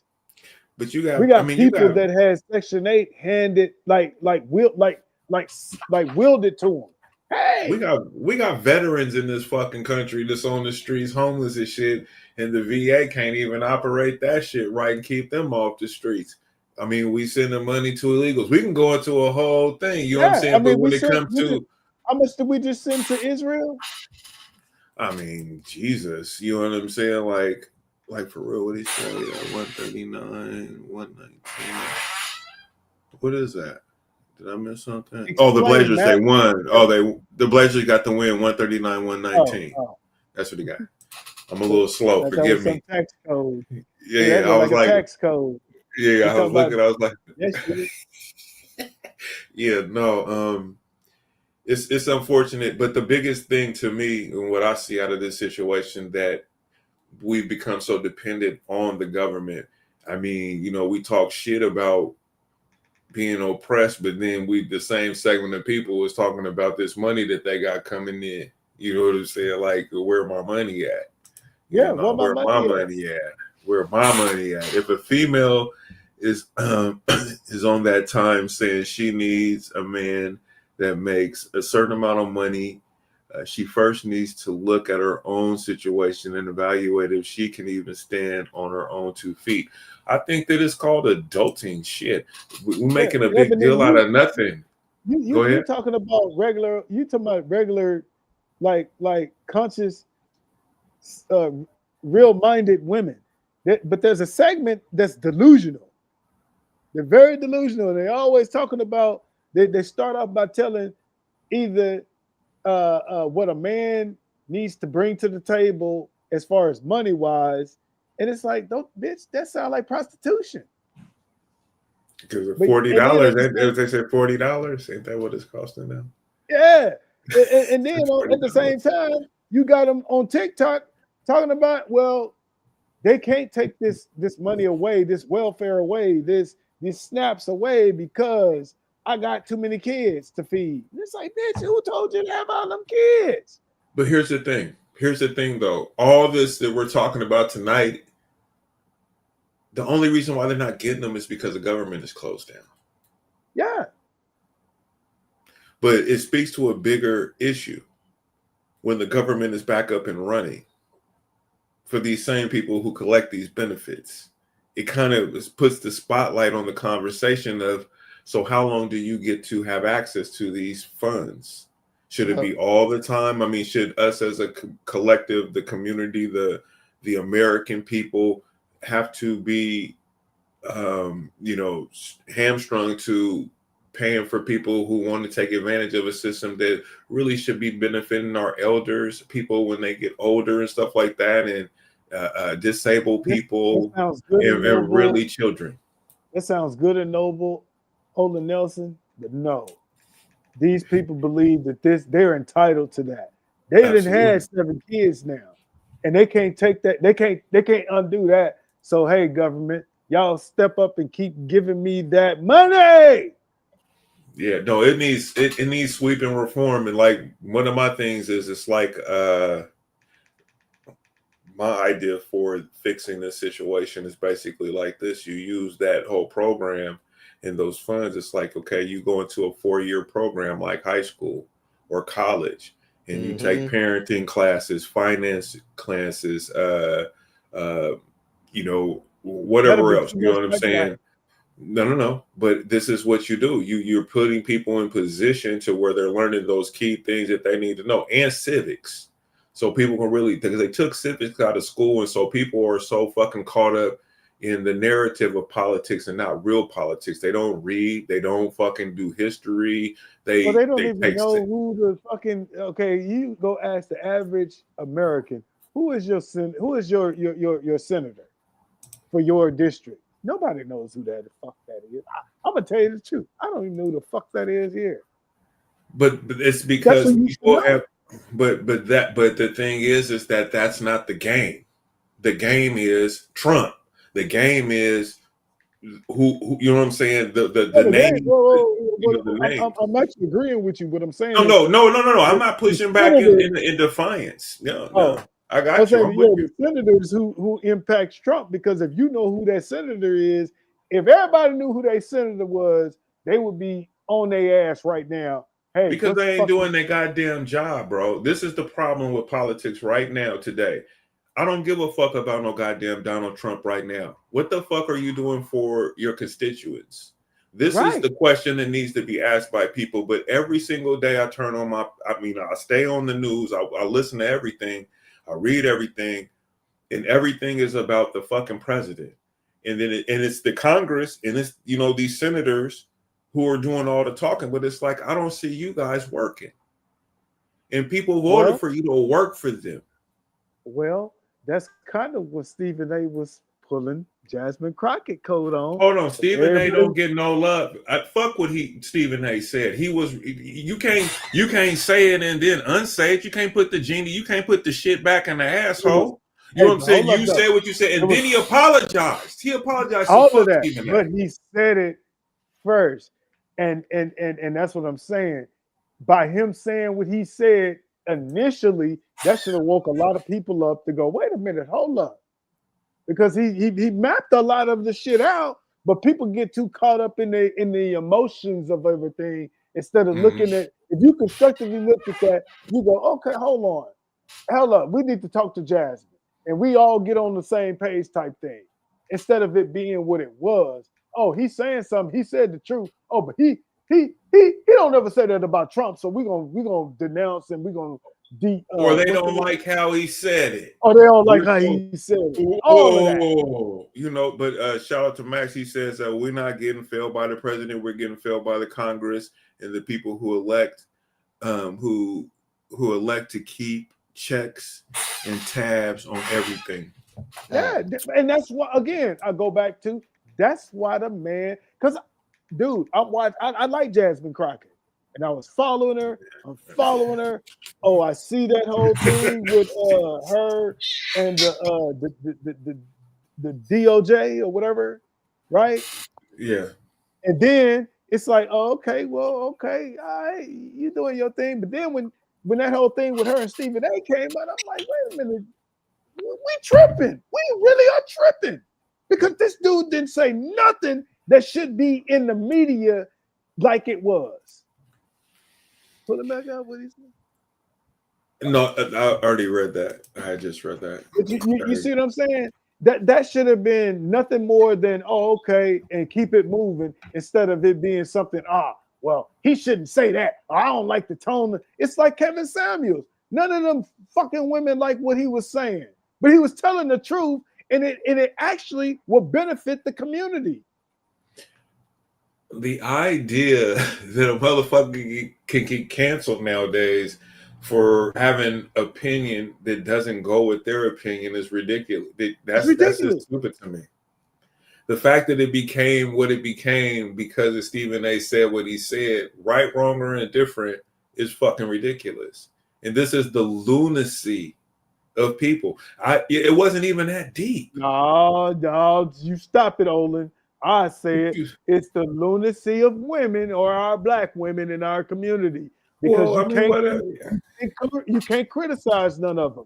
You criticize hold on, but listen, I'm a conservative, so I fuck with a lot of black women in conservative spaces that are black, like all of us, and they not with that shit. You know what I'm saying? They don't fuck with. They're not even necessarily conservatives. They're moderate motherfuckers. You know what I'm saying? Right in the middle. You know what I'm saying? That her behavior. If you know who Jasmine Crockett is, like you say you like her, right? Okay, cool.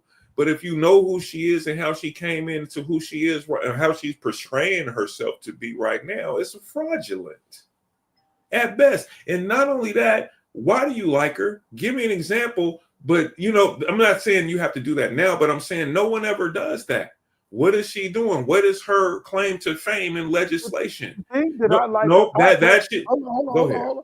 The thing that I like about her is her willingness to step up. I get all of that. To step up and say what's unpopular. But my whole thing is you cannot get up and you're a congressman, you're a congresswoman, and there's a way that you conduct yourself. And they are already looking at us as a community that we don't know shit and we're ghetto with this. And for you to come up there with the typical black woman emotion, knowing that these people are gonna judge you, knowing that you're gonna turn them off. It's just like when we was right now, Ivy, Ray, you go to work and you got to have a conversation, not necessarily the one me and you talked about, Ray, because you know what we talked about. You told me, but you going in to try to say get a raise. You're not gonna go in there as an angry black man, are you? Mm-mm. Of course not. And that's all we're saying. Hey, Jasmine, you're not gonna get anywhere by coming in showing the typical black woman emotion. And that's what Stephen A was trying to say. And that's what Stephen A was trying to say. But any of us would have probably said that to her if that was our sister, wife, whatever. Hey, baby, look, I love you and everything, but you can't go in there doing like that. We've been told when we went to Oregon State back in the 90s. So Max says we can't have it both ways. We can't scream and stomp at one person and then turn our back and complain about the way people are screaming and stomping at us. So I get all of that, and that's why I'm saying that's why I like her, because she stepped up and she didn't bite her tongue. But what I'm saying is that, Jasmine, you are a senator. There is a professional way. You got resources. There's a way that you could have still came across actually even more powerful. Here's the thing, bro. Like, you niggas can't see it, bro. Like, niggas is slow, bro. All this is a play because they didn't watch the orange man do it the whole time. That's who he's been this whole time, and he's been winning and kicking the shit out of them. And so now she's doing the same thing, right? Saying what, because she didn't come into the game like that. Like I said, if motherfuckers knew who she wasn't like that. But and that's why I say all of that. What I'm saying, right? So it's nothing than like when you and me and this young man here on this panel went to Oregon State, nigga. When we all went to Oregon State, everybody got a conversation with either a father or uncle or somebody in our family that said that you go into an all-white school, you fill in the blank. Facts.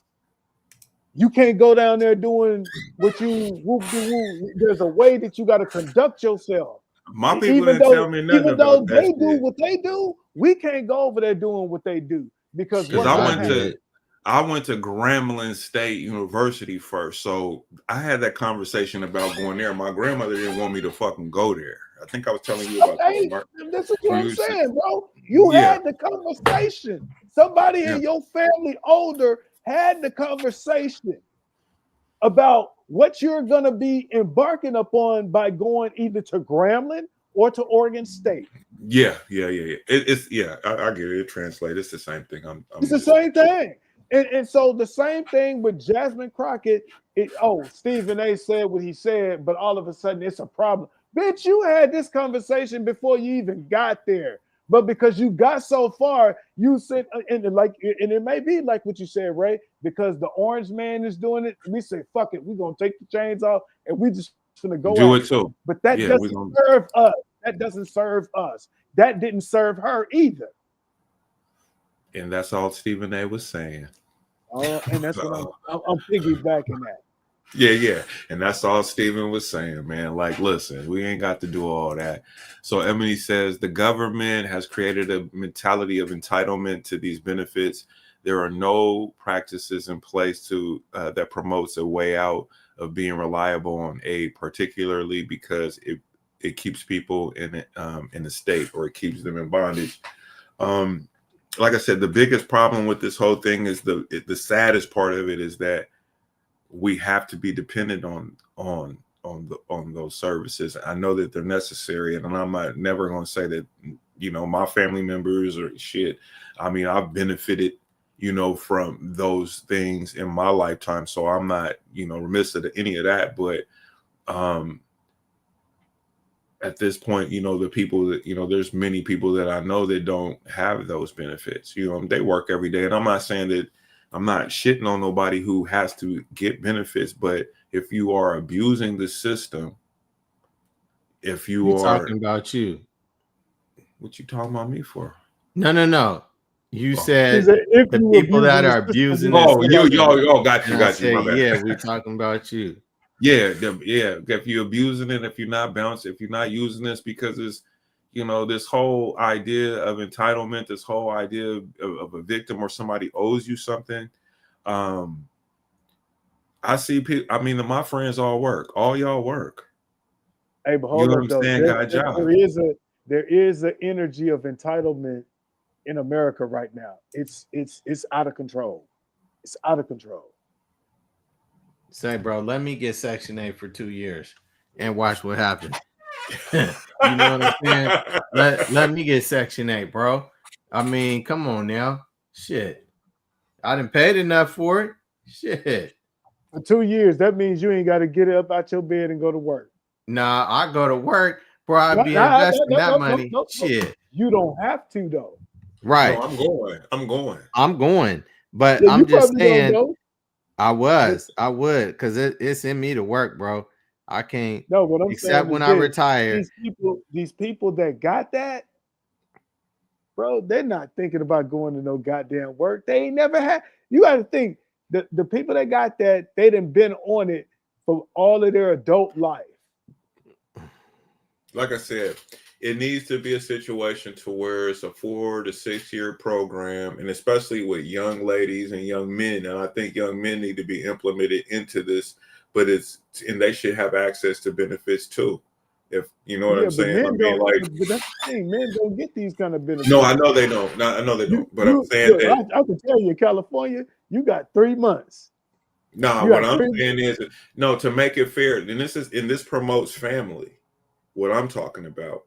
No, I was just saying though, because I had to when I first got back. Yeah, can I finish my point though? Yeah, I was just saying that was it. 3 months and they cut your ass off. Yeah, no. So yeah, well, I mean that's an idea too. I mean, because we don't want you on it forever. I'm just saying that if we don't do this shit right, we have the money. The money's there. They're feeding it to people already, right? You take this money. And it's like if you're young, whatever, you got kids or whatever, if you're gonna be together or not, you both, in order to get these funds, you're gonna have to take these courses for a matter, and you only gonna have a limit of 6 years to be on it. Yep. And that's to learn economics, home economics, child parenting classes, or whatever that means, in some sort of schooling or job.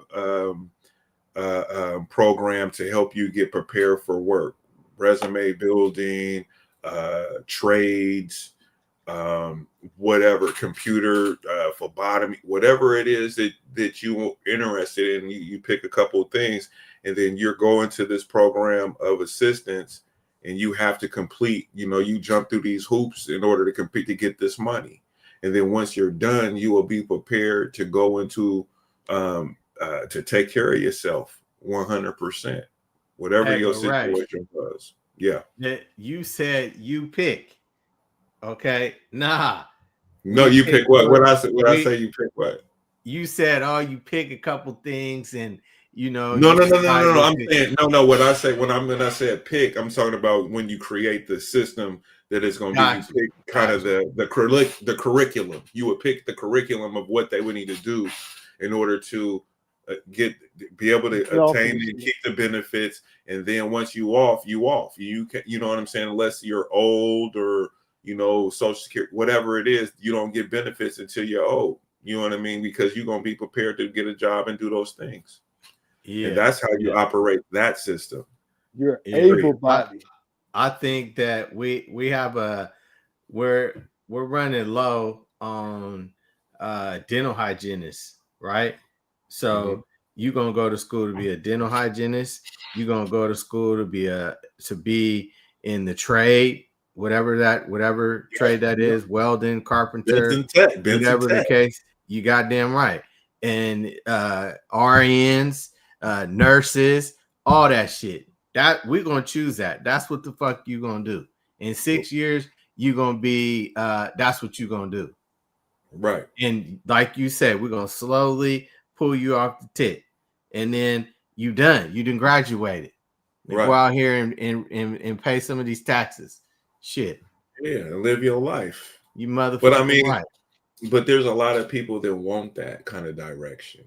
But when you build the system, but it's not administered in a way to where people, you know what I'm saying? You know, it's like you administer it in a way to where people can take advantage of it.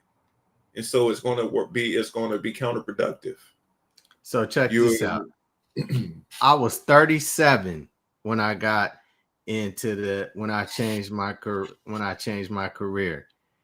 There was a particular individual, you know, and I asked him, I said, "Hey man, why don't you get into the trade?" "Man, I'm too old."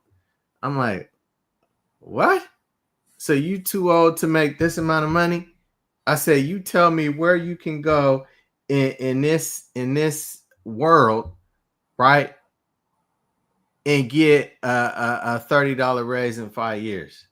Tell me." People is lazy when you say you got to go to school, because I had to go to school for 5.5 years. You see what I'm saying? School and work. You know what I'm saying? So, oh no, man, you can't just get me on. No, motherfucker, I can't. You can go to school just like I did. Ain't no motherfucking shortcuts. That's the problem, bro. People want shit. They want to cut corners.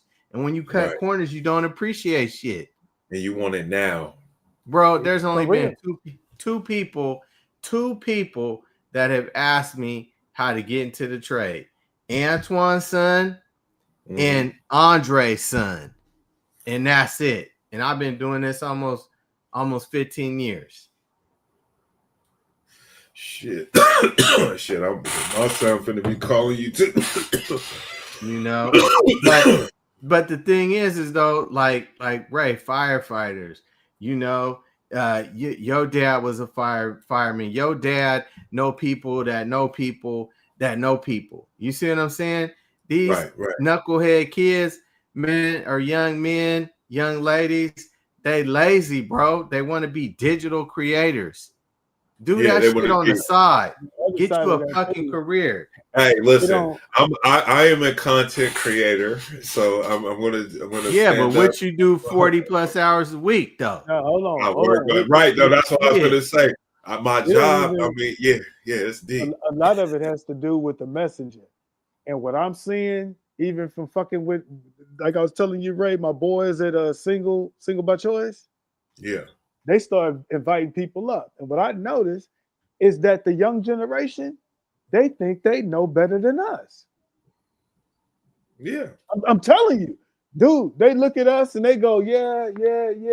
And Ivy, no matter how many times you can show them how that works, they think in their head, well, there's probably another way. I'm going to figure out the other way. Instead of going, wait a minute, let me just follow Ivy, what he telling me, get in, and then that's how I'm going to find the other way.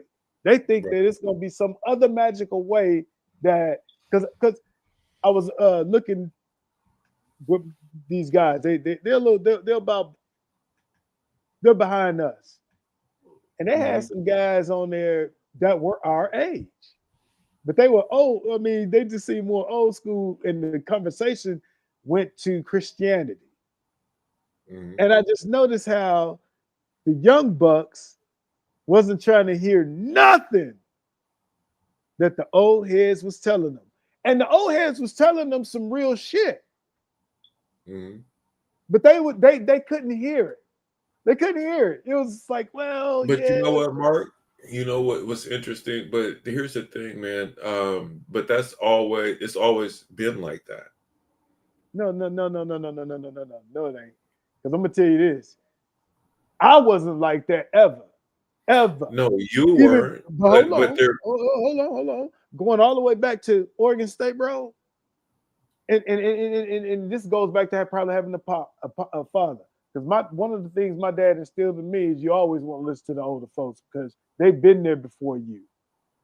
And so I've always had that mentality. I've never encountered an older person. Dude, that's how I got to Oregon State, because when in 1988, when I'm in Mesa, here go these black students from, I don't even remember the schools they was from. They was before me and was telling me how I get to the university out of high school. I was always one of them cats that was, when they brought somebody there to talk to us, I'm listening. And to this day, if I'm walking out in the wild and I encounter, old people love to talk. If they encounter me, I'm gonna sit there and yeah, what's up? And take it in. You gonna listen and get the game. Engage, take it in, all of that. I'm not gonna sit there and look at them and go, well, sometimes you be hearing things like, well, yeah, that's probably back in the day, but they ain't gonna hear that. But here's the thing, like I said, it's always been like that, because it's like my dad right now, Irie's dad, and even your father, they'll say there's been points in the life where you felt like you knew more than your parent. Absolutely. You know what I'm saying? So all I'm saying is that's just, from boys to men, that's the transition. You challenge the status quo. You know what I mean? As far as how we've been doing things, the previous generation, and then the new generation comes along, and then they're like, oh, well, we can do it this way. Or technology gives them a certain beliefs. I mean, a belief in doing things a different type of way than the way we do it, or improving upon that. We create children to be the upgrade, right? We do, but to what we were talking, like what Ivy's saying, and that or that whole thing, that's why we as a community are losing, because we don't respect what the people before us are telling us. That's what because right now, if you go and go to a jail and start talking to them youngsters, the first thing they're gonna tell you is, you don't know what I've been through. You ain't. That's the mentality. But if we look at the Hispanics, they got their little gang problem, but you can go to Home Depot in any city right now at 5 in the morning and see them getting there ready to go to work. Right. So, and ain't nobody challenging that. But yet, our folks, Cheryl M. Yes, PDX as in Portland. We are from the city of Portland. Except for Mark, he's a transplant. I used to live in Portland. Yeah, he used to live here. He's from Houston by way of California, and now he's in Nebraska. But Irie and myself, we're here in Portland, Oregon. Yes, the Rose City. Guns N' Roses. Yes, we're here. Guns N' Roses. And welcome to the show, by the way. I don't recognize your name, but I appreciate you tapping in and joining the show. And where's the hour away, Cheryl? Where's that? Yeah, let us know. Where you at? An hour away? You in Wajin or Vallis? She says she is. Well, she says thanks. I don't know. She probably don't want to give that information, and we understand, and that's cool. She said Longview. Longview. Okay, my boss lives up at Longview. So, okay. All right. Well, welcome. Thanks for joining us this evening. Absolutely. Come back the next time, too. We go up every Fridays, 8 p.m., YouTube and Facebook. But Facebook, if you want to get your comments answered, that you want to come over here to YouTube. So, everybody, I know you guys, I don't know if there's any NBA fans that's watching the show right now. The NBA has just been hit with a huge scandal. The government's involved. It's gambling. And Chauncey Billups. Chauncey Billups, the Portland Trail Blazers head coach, was arrested. Rozier. Oh, he's the head coach of Portland? Yes. Yeah. He's the Portland Trail Blazers head coach. Oh, that's bad. That's real bad. I didn't know that. He says, Says YG. Oh, she's talking about what you said, YG. Yeah. So yeah. Yeah, Chauncey's ass was arrested, and he's out now. But the Blazers got the win tonight. But I think his days are numbered as a head coach for the Portland Trail Blazers. They already just fired him. Get your bitch ass out of here, nigga, with this weird shit. He's fucking with 4 of the 5 crime families out of New York. The Lucchese's, they're involved. There's X-ray tables, spy glasses, all this type of shit. And so what they were essentially doing, they were having these high stakes poker games. And so you have like a guy like Chauncey Billups, a Hall of Famer, championship. He's a fucking finals MVP. You get to play cards with this guy. And they were cheating these guys using this technology and everything. Like I said, X-ray tables, they could see the cards, all the type of shit. And then you had guys finding out when it comes to betting on games, who's going injuries. So who's going to be in the game and out the game. And so guys were betting upwards of 200,000. It's millions of dollars, on the unders and shit. Well, these prop bets. We talked about this. At nauseum, you know what I'm saying?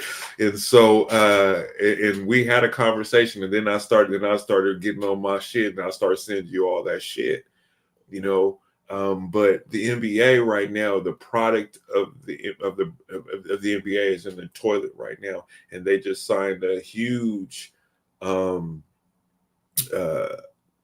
deal, for their games. They got I'm losing my mind as far as their broadcasting deal or whatever it was they got with these networks. This is a terrible time for them right now. Cheating on games. Ivory, I'm going to let you start this off because you are real heavy with hating on the league, basketball, all of it, except for maybe boxing. I think maybe boxing you might have a little more belief. I would just say, man, it really puts a stink on it, and then plus with me, betting. You know what I mean? My little $20, that shit worth money. You know what I mean? It's worth it to me. You know what I'm saying? And these guys, the way I like old school basketball, 80s, 90s, that's what I grew up watching. These dudes they weak, bro. And then you got them. You don't know who playing for real out there. If they already got clips of Jamar Rosen, yeah. They already got a clip of him taking crazy shots and fucked up passes. There was like, Rozier. Yeah, Rozier. Yeah, they already got a clip, mate, of him. You know what I'm saying? And hold on, DeMar Rosen, we ain't talking about you, bro. West Coast all day, my nigga. You good, bro? But Rozier. Yeah. It's just sad, bro. I mean, these guys got all this money, right? It's one thing for us to, sit at a table, gamble, between, one another, but to cheat your brothers, you know what I mean? Your fraternity brothers, your basketball fraternity brothers, that's taking it too far. So listen.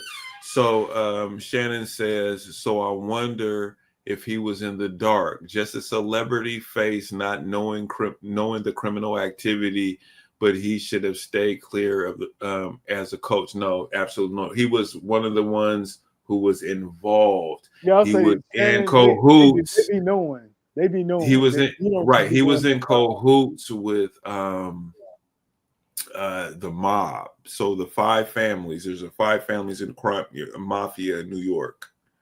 The Gambinos, the Lucchese. You have these families, and I can't name them off right now. I don't know why. I'm losing my mind. But anyway, they knew. It ain't no. He was a part of it. He was a part of it. He was a part of that shit. And so what they called the guys that they would get to come to these high stake poker games, fish. They call them fish. They would get the fish and have the fish come in and and they would get them for money, because these guys wanted to play. First of all, they're degenerates gamblers, so they wanted to play the poker games, but to play a poker game with a big name NBA player, that's awesome, right? So you got all this money and you're playing with fucking Chauncey Billups, a former finals MVP, a Hall of Famer, a coach, and all this. You get to play with them and they're cheating you out your money. This is a racket. They were running on these people. Not only that, you got Rozier, who was a part of this situation, who was sitting out of games, telling his people like, Mark, I'm playing in the NBA, right? Me. Mark, Ivory, hey, y'all, I'm going to sit out the game, bet on this under right here, because I ain't finna score over this, so I'm finna do this. So you going to win if you bet this. You dig what I'm saying? I mean, just to kind of generalize it, you know what I mean? But that's how complex. Right. So, they're doing shit like that. LeBron's catching strays. Ivory, what I tell you when we was talking, and then I started sending them stories, nigga. Hey, well, what they call it? Load management, meaning they talking about it now on ESPN right now. I know that is. Hold on, let me see. Let me read some comments real quick. So Shannon says, throwing their whole career, while their career and credibility away. Absolutely. And then Max says, any of them facing jail time, do you think somebody going to get locked up for this? Yeah. I think somebody's going to get locked up for this, but it's going to be somebody that, it's going to be that it's one of the name guys, because they're snitching. Any of the guys who played in the NBA involved with this, in my mind, I think they're snitching. So no, to answer your question, I don't think they'll go to jail, but to the other part of that, there will be somebody. So yes, there will be somebody go to jail, but I don't think it'll be an NBA player or a star. Oh, you don't think Chauncey? You don't think Chauncey gonna go to jail? He gonna rat, bro. He gonna snitch, or they gonna kill him. That's how the mob works. Let's keep it a buck, nigga. Y'all seen Goodfellas? Y'all seen Goodfellas? You seen it, right? You seen Goodfellas and The Godfather, my nigga. What we talking about? They said hold on, Kash Patel, the head of the FBI, mentioned 4 of the 5 crime families who was involved with this scheme. They said this has been multiple years they've been investigating this. Gilbert Arenas was just arrested a couple of months ago for the same reason. He rented out a house at high state gambling. They remember that? Yeah.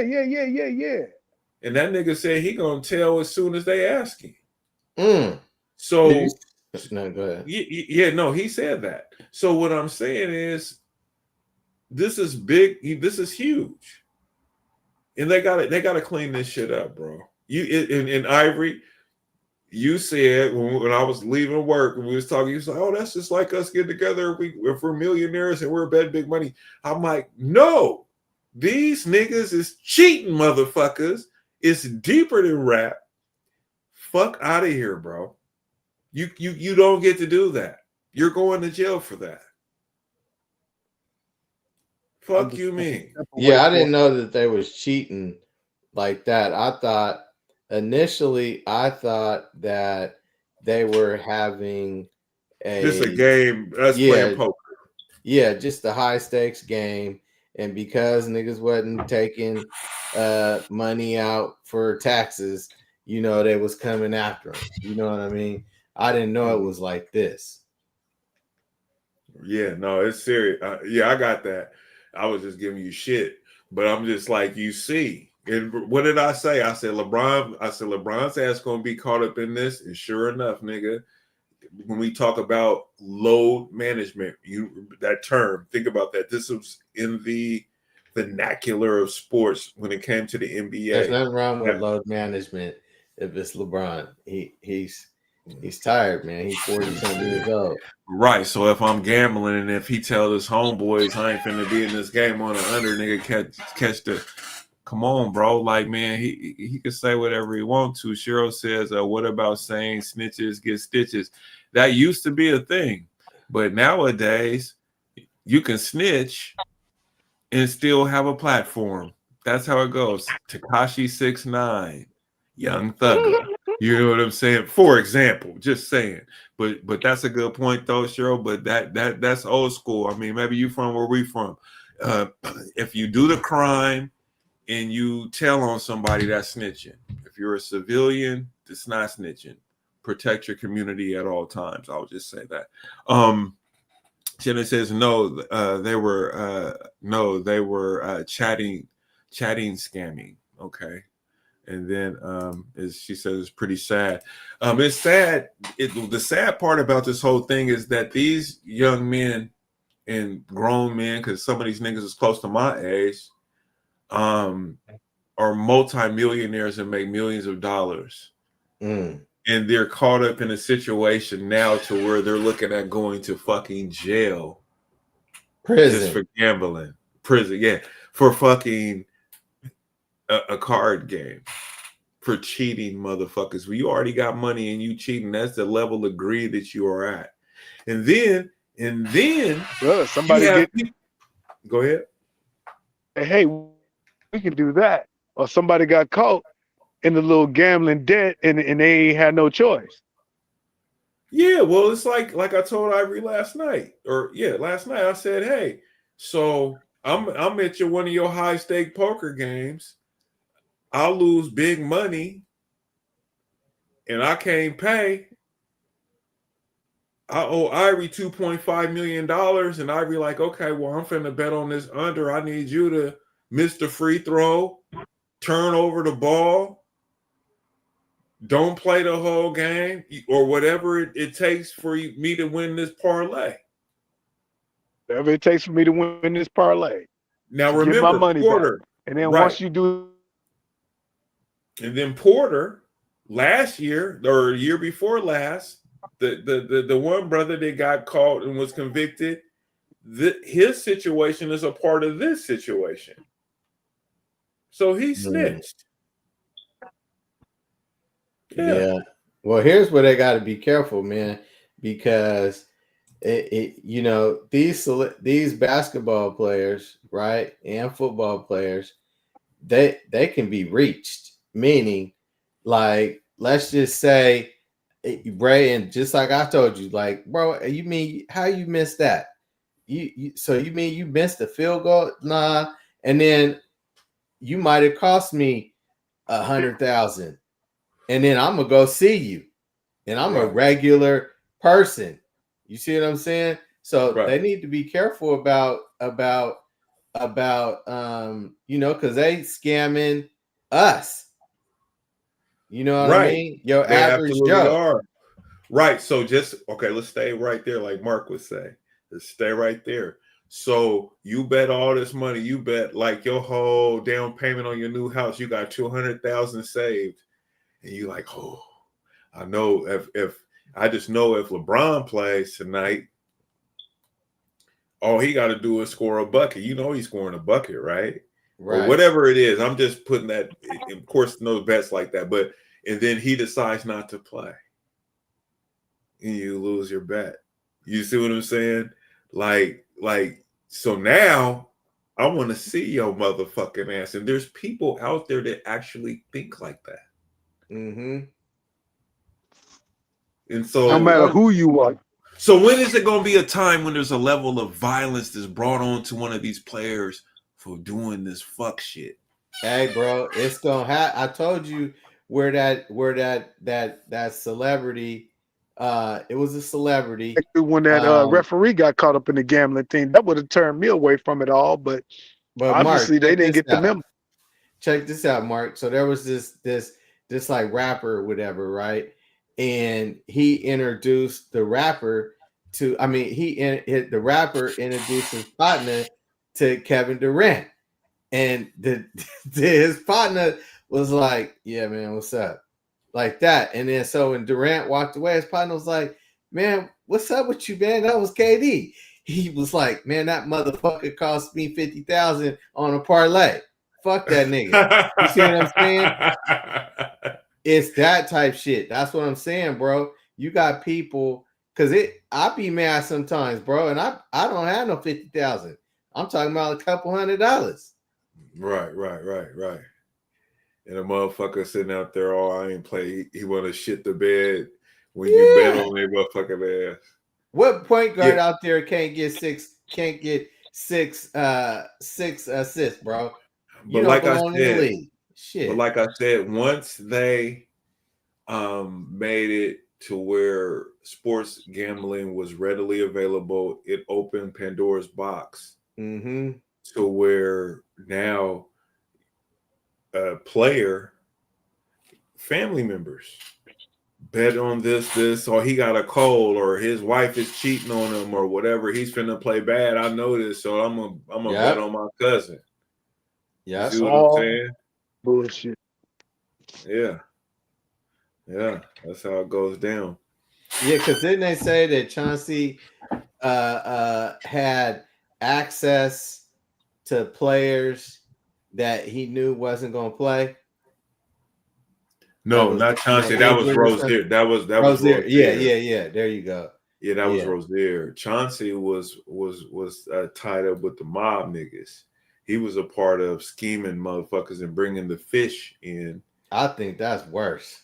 Yeah, so he was part of bringing the fish in. The people, I'm going to be playing cards with Michael Jordan, you know what I'm saying, or whoever, you know what I'm saying, and I'm Chauncey Billups, and then you go in there and you playing cards with Chauncey Billups, and you smiling, you with NBA niggas, you got money, so you feeling, and they just serving you up, and they just raping your ass. Man, basically. Just raping you, taking all your money. And you got it. So, and then until a motherfucker. And so what they was doing is for the people who couldn't pay and shit, that's when the mob came in and they start squeezing niggas. Allegedly. This is what they was probably doing that on purpose. No, yeah, I think somebody got twisted up with them. And they started trying to pay it back, and that's how they all got caught up. And then when you couldn't, and the FBI is always watching the mob, and so as they doing their surveillance on the mob on this shit, they're like, "Whoa, wait a minute, we got the envy. Oh, we got players. Oh, and that they always want to prosecute." Where they gonna get what's happening? They busted them. The NBA is involved. They got NBA players, a coach. Hey, there you go. But I think they was in bed with him because somebody, like you were saying, somebody got caught up. Either the wife was cheating. Somebody got caught up and owed the mob some money. And the FBI saw it and was like, "Oh, we got y'all." Well, just think if you could cheat. Just think if let's just say if I know that Ray is a player that can affect the game, and I bring him to the game, and I get him caught up where he like $1 million or whatever, and he ain't trying to pay that like that, and I'm like, okay, well, look, this is what you do. You right. See what I'm saying? That right there. Guarantee I need you to throw an interception. Motherfucking right. Yeah, bro. Bro, that's big. Now that's big. Yeah, man. That ain't good look. It's an ugly day for sports, and especially for the NBA, considering what Magic Johnson, Larry Bird, Michael Jordan, Hakeem Olajuwon brought. When they brought this game into prominence, and now here we are, load management, and now gambling is prevalent. And I don't blame the players as much as I do the league for supporting the idea of legalized gambling for our pleasure. It was because it builds the game up. If you can gamble on these games, you're going to get more eyeballs on your game, on your sport. And so I think that it was short-sighted. You didn't have to have your league involved with that thing. You got football, college football, all these other sports you could do that with. You know, you didn't have to do that. I think that played a major role in what we're seeing right now. Yeah. So you don't think none of the players are going to do any time? You think they after the mob? I think that the mob is definitely. I mean, they've named those people. So I mean, I don't know who those players are, but I think that that the players are going. They're not going to want to do no fucking time if they can avoid. Yes, they're all going to snitch. So they're going to find a way to get out of it. You know what I'm saying? At least that's my thought on it. So was Gilbert Arenas a part of that? Was he a part of that? I don't know. I think his was a different situation, but it just speaks to the widespread. I mean, like you said, when we talk, you know, people who have money, it's just like if we're millionaires and we bet on a fucking boxing match. All right, Ivory, what's up, bro? Like we talk every day. Okay, I'm a millionaire, you a millionaire. Fuck it. I bet you 100,000 Terrence Crawford gonna beat Canelo. Right. We can have that conversation. You see what I'm saying? Like, it's not that. You know what I'm saying? It's like, and this is what these guys are doing. But you have multiple people involved, and you're talking about the actual league and players who are playing in the league who are involved with this thing, and they are affecting the league with this shit. And she said, Shannon says they should have learned from Chuck Barkley. Shit, Chuck didn't gamble. He says that he loves gambling, but he didn't fuck with the game like that. He didn't gamble on the game. Right. He didn't do none of that shit. He says quit betting your life away in excess. I mean, okay, so listen, I don't have a problem with people gambling at all, really. I have a problem with degeneracy, you know, and that's with anything, whether it's drugs or whatever. But if you're gambling, you know, it's like you're gambling on your sport. Now we're talking about integrity. Now we're talking about what that sport really means. You know what I'm saying? If it's really even real. You have, I just got another report that the referee have been affecting the outcome of games for over 30 fucking years. He's an NBA referee. This just came out today. Now I'm trying to still get more information on that situation in terms of how real the story is, but this has been kind of, you know, Ivory's talked about this for a lot of years, so it ain't nothing new for him, but he's always suspected this as being a thing, you know. And when you get stories like that, and then you think about what happened with Rasheed Wallace and the one referee, and Donahue, whatever, however you say his name, the referee that he got caught up and went to jail for his situation for cheating, you know, gambling on NBA games. And a whole movie made about him. Mm-hmm. Yeah, you know, so you know, it's, you know, it sucks because I like to watch the game. I don't got no money involved, but I like watching the game. You know what I'm saying? I just bought the fucking NBA game for my my PlayStation. I don't that's even want to play. You're gonna get a real game, bro. Right, I know. Look. Look. Hold on, Ivory. It's worse than that, bro. Because I don't even want to play now.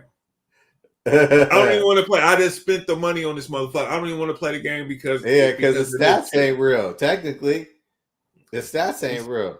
It's fucking bullshit. Yeah. It's fucking bullshit.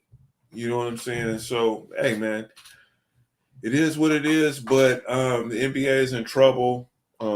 Hopefully, it's going to be interesting to see how they bounce back out of this whole thing, man. Because I think really, it's going to say a lot. Because people aren't going to want to invest their time in a rigged league. I mean, I'm kind of fed up, bro. Until it gets to the playoffs for football and basketball, bro, I ain't even interested. I'm not liking the new shit that they doing with football, the new kickoff, and you can't. Oh yeah, hold on. Yeah. You the new kickoff.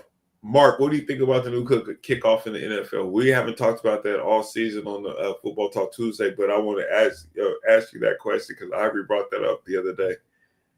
I mean, for safety, you know. What's safe? What's safe? It's safer? It's safer. Yeah. Because they ain't, dude, let me tell you something, bro. When you running full speed, like how college still do it, bro, you can get fucked up. Where they at now, you ain't got that build up. Dude, do you understand back then I used to run 100 miles an hour and try to spear a motherfucker on the kickoff return? It was the worst thing you could ever do.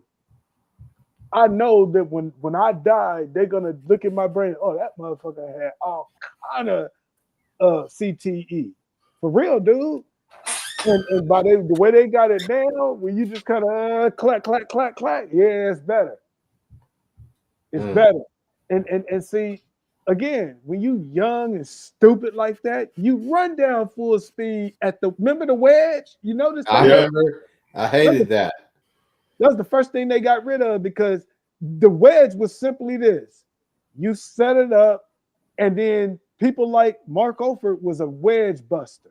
So what was your job? Run as fast as you can and blow get through there, motherfucker. Blow the wedge up. Blow it up. I'll never forget in spring practice, this dude named Brad Barcroft. It was, dude, I heard the hit. He went and blew the wedge up, bro. And you could hear the hit, and he was out. Well, thank you for that insight. So you feel like that it's necessary and that it's safer? Yes. Yeah. Yep. I don't agree with that. I mean, it's different, and I know people gonna have to get used to it. But bro, from a safety standpoint, yeah, you can do it that way. You know, rather than have motherfuckers lined up and you get a running start. Go get them. So which chant? How far was the offense and defense, the front line from one another in the old rules? So about what, 10 yards? Because remember, you kicked it off, and now everybody from the 20, right? From the 40-yard line. Okay. Kick that bitch off. And so now the guys on, especially on the two outside guys way on the ends, dude, right. They got a running start. You're the edge, you're the wedge busters. And those are little guys going up against like a linebacker at full speed. And even if you're the linebacker, dude, you got a 190-pound guy running at you hella fast.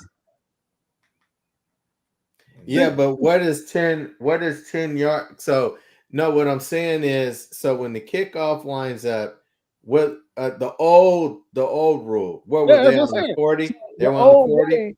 Those guys got a running start, running damn near 35 to 40 yards to hit a guy. Okay, and now how far are they away from each other? They're like right there, and you can't even touch each other until they blow that whistle. Like the guy catches the ball, then they're like 5 yards apart, then they just engage. Oh, okay. All right. Instead of the running start. Oh, okay. So they kick off, and then the referee looks at everything, and then and then you go. Yeah, when they catch the ball, then they could engage and try to make the tackle. But the old way, as soon as you kick that ball off, dog, you got 11 motherfuckers coming. Oh, I know. Okay, I could appreciate your explanation a little bit better because I'm just like I think my argument is that they never provided any proof or studies. I don't think most guys get hurt on the fucking kickoff. Yeah, bro. A lot that's where a lot of them concussions would. Maybe that's why I was talking about the wedge. Mm-hmm. That's where how many times do we come on, man? How many times is you kick off, and kick return is per touchdown and all that kind of shit? So how much does that happen? I mean, like, really, is it really like that, bro? Okay, let's look at it. Who played tonight? North Texas and Central Michigan. The score was 34-20. Mm-hmm. 34-20. So that's 8 kickoffs. Got you. It only takes one. Kadoom! When you I still that to me, I still feel like I think it's cap, bro. And like I told Irie, I think it's more so to feed into this whole fantasy football shit, and because of what went through with the CTE and the Will Smith movie and all that, and they had to save face.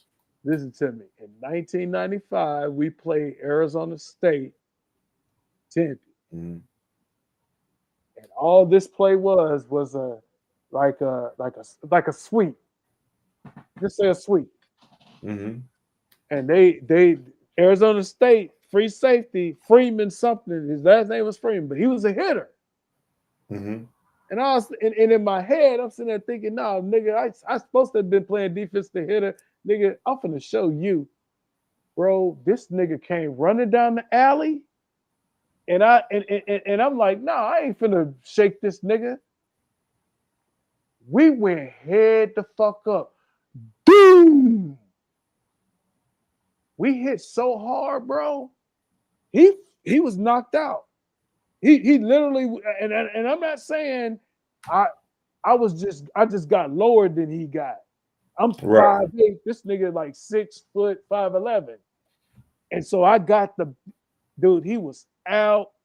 And as I was on top of him pushing up to talk shit, the world was shaking like this because in my head, my brain was shaking in my skull. I'm glad I didn't go to the league. Bro, that was just a regular ass play of like a toss sweep. He was the free safety, came down the alley, and instead of me giving him a weak shoulder, I said, fuck it, I'm gonna go head up with this nigga. Bro, that plane ride back, it felt like a brick was just, somebody had a brick right here and was just pushing it down. Man. Bro, and so now think about this. Back then, they give you the smelling salt. Hey, you all right? Oh, okay, go. So just imagine somebody, and this has happened to cats. Oh, you still in the game. You got to go on kickoff return. You got to go on kickoff, remember? Remember I was talking about the wedge, and you're a wedge buster, nigga. And that just happened to you on a regular play. Hey, football is brutal. But yeah, this shit happens, bro. Like this ain't like this is just in the game shit, you know. And this is back in the day when they didn't take you out, nigga. They just looked at let me take this one. They took me out because nigga, I scored in that game.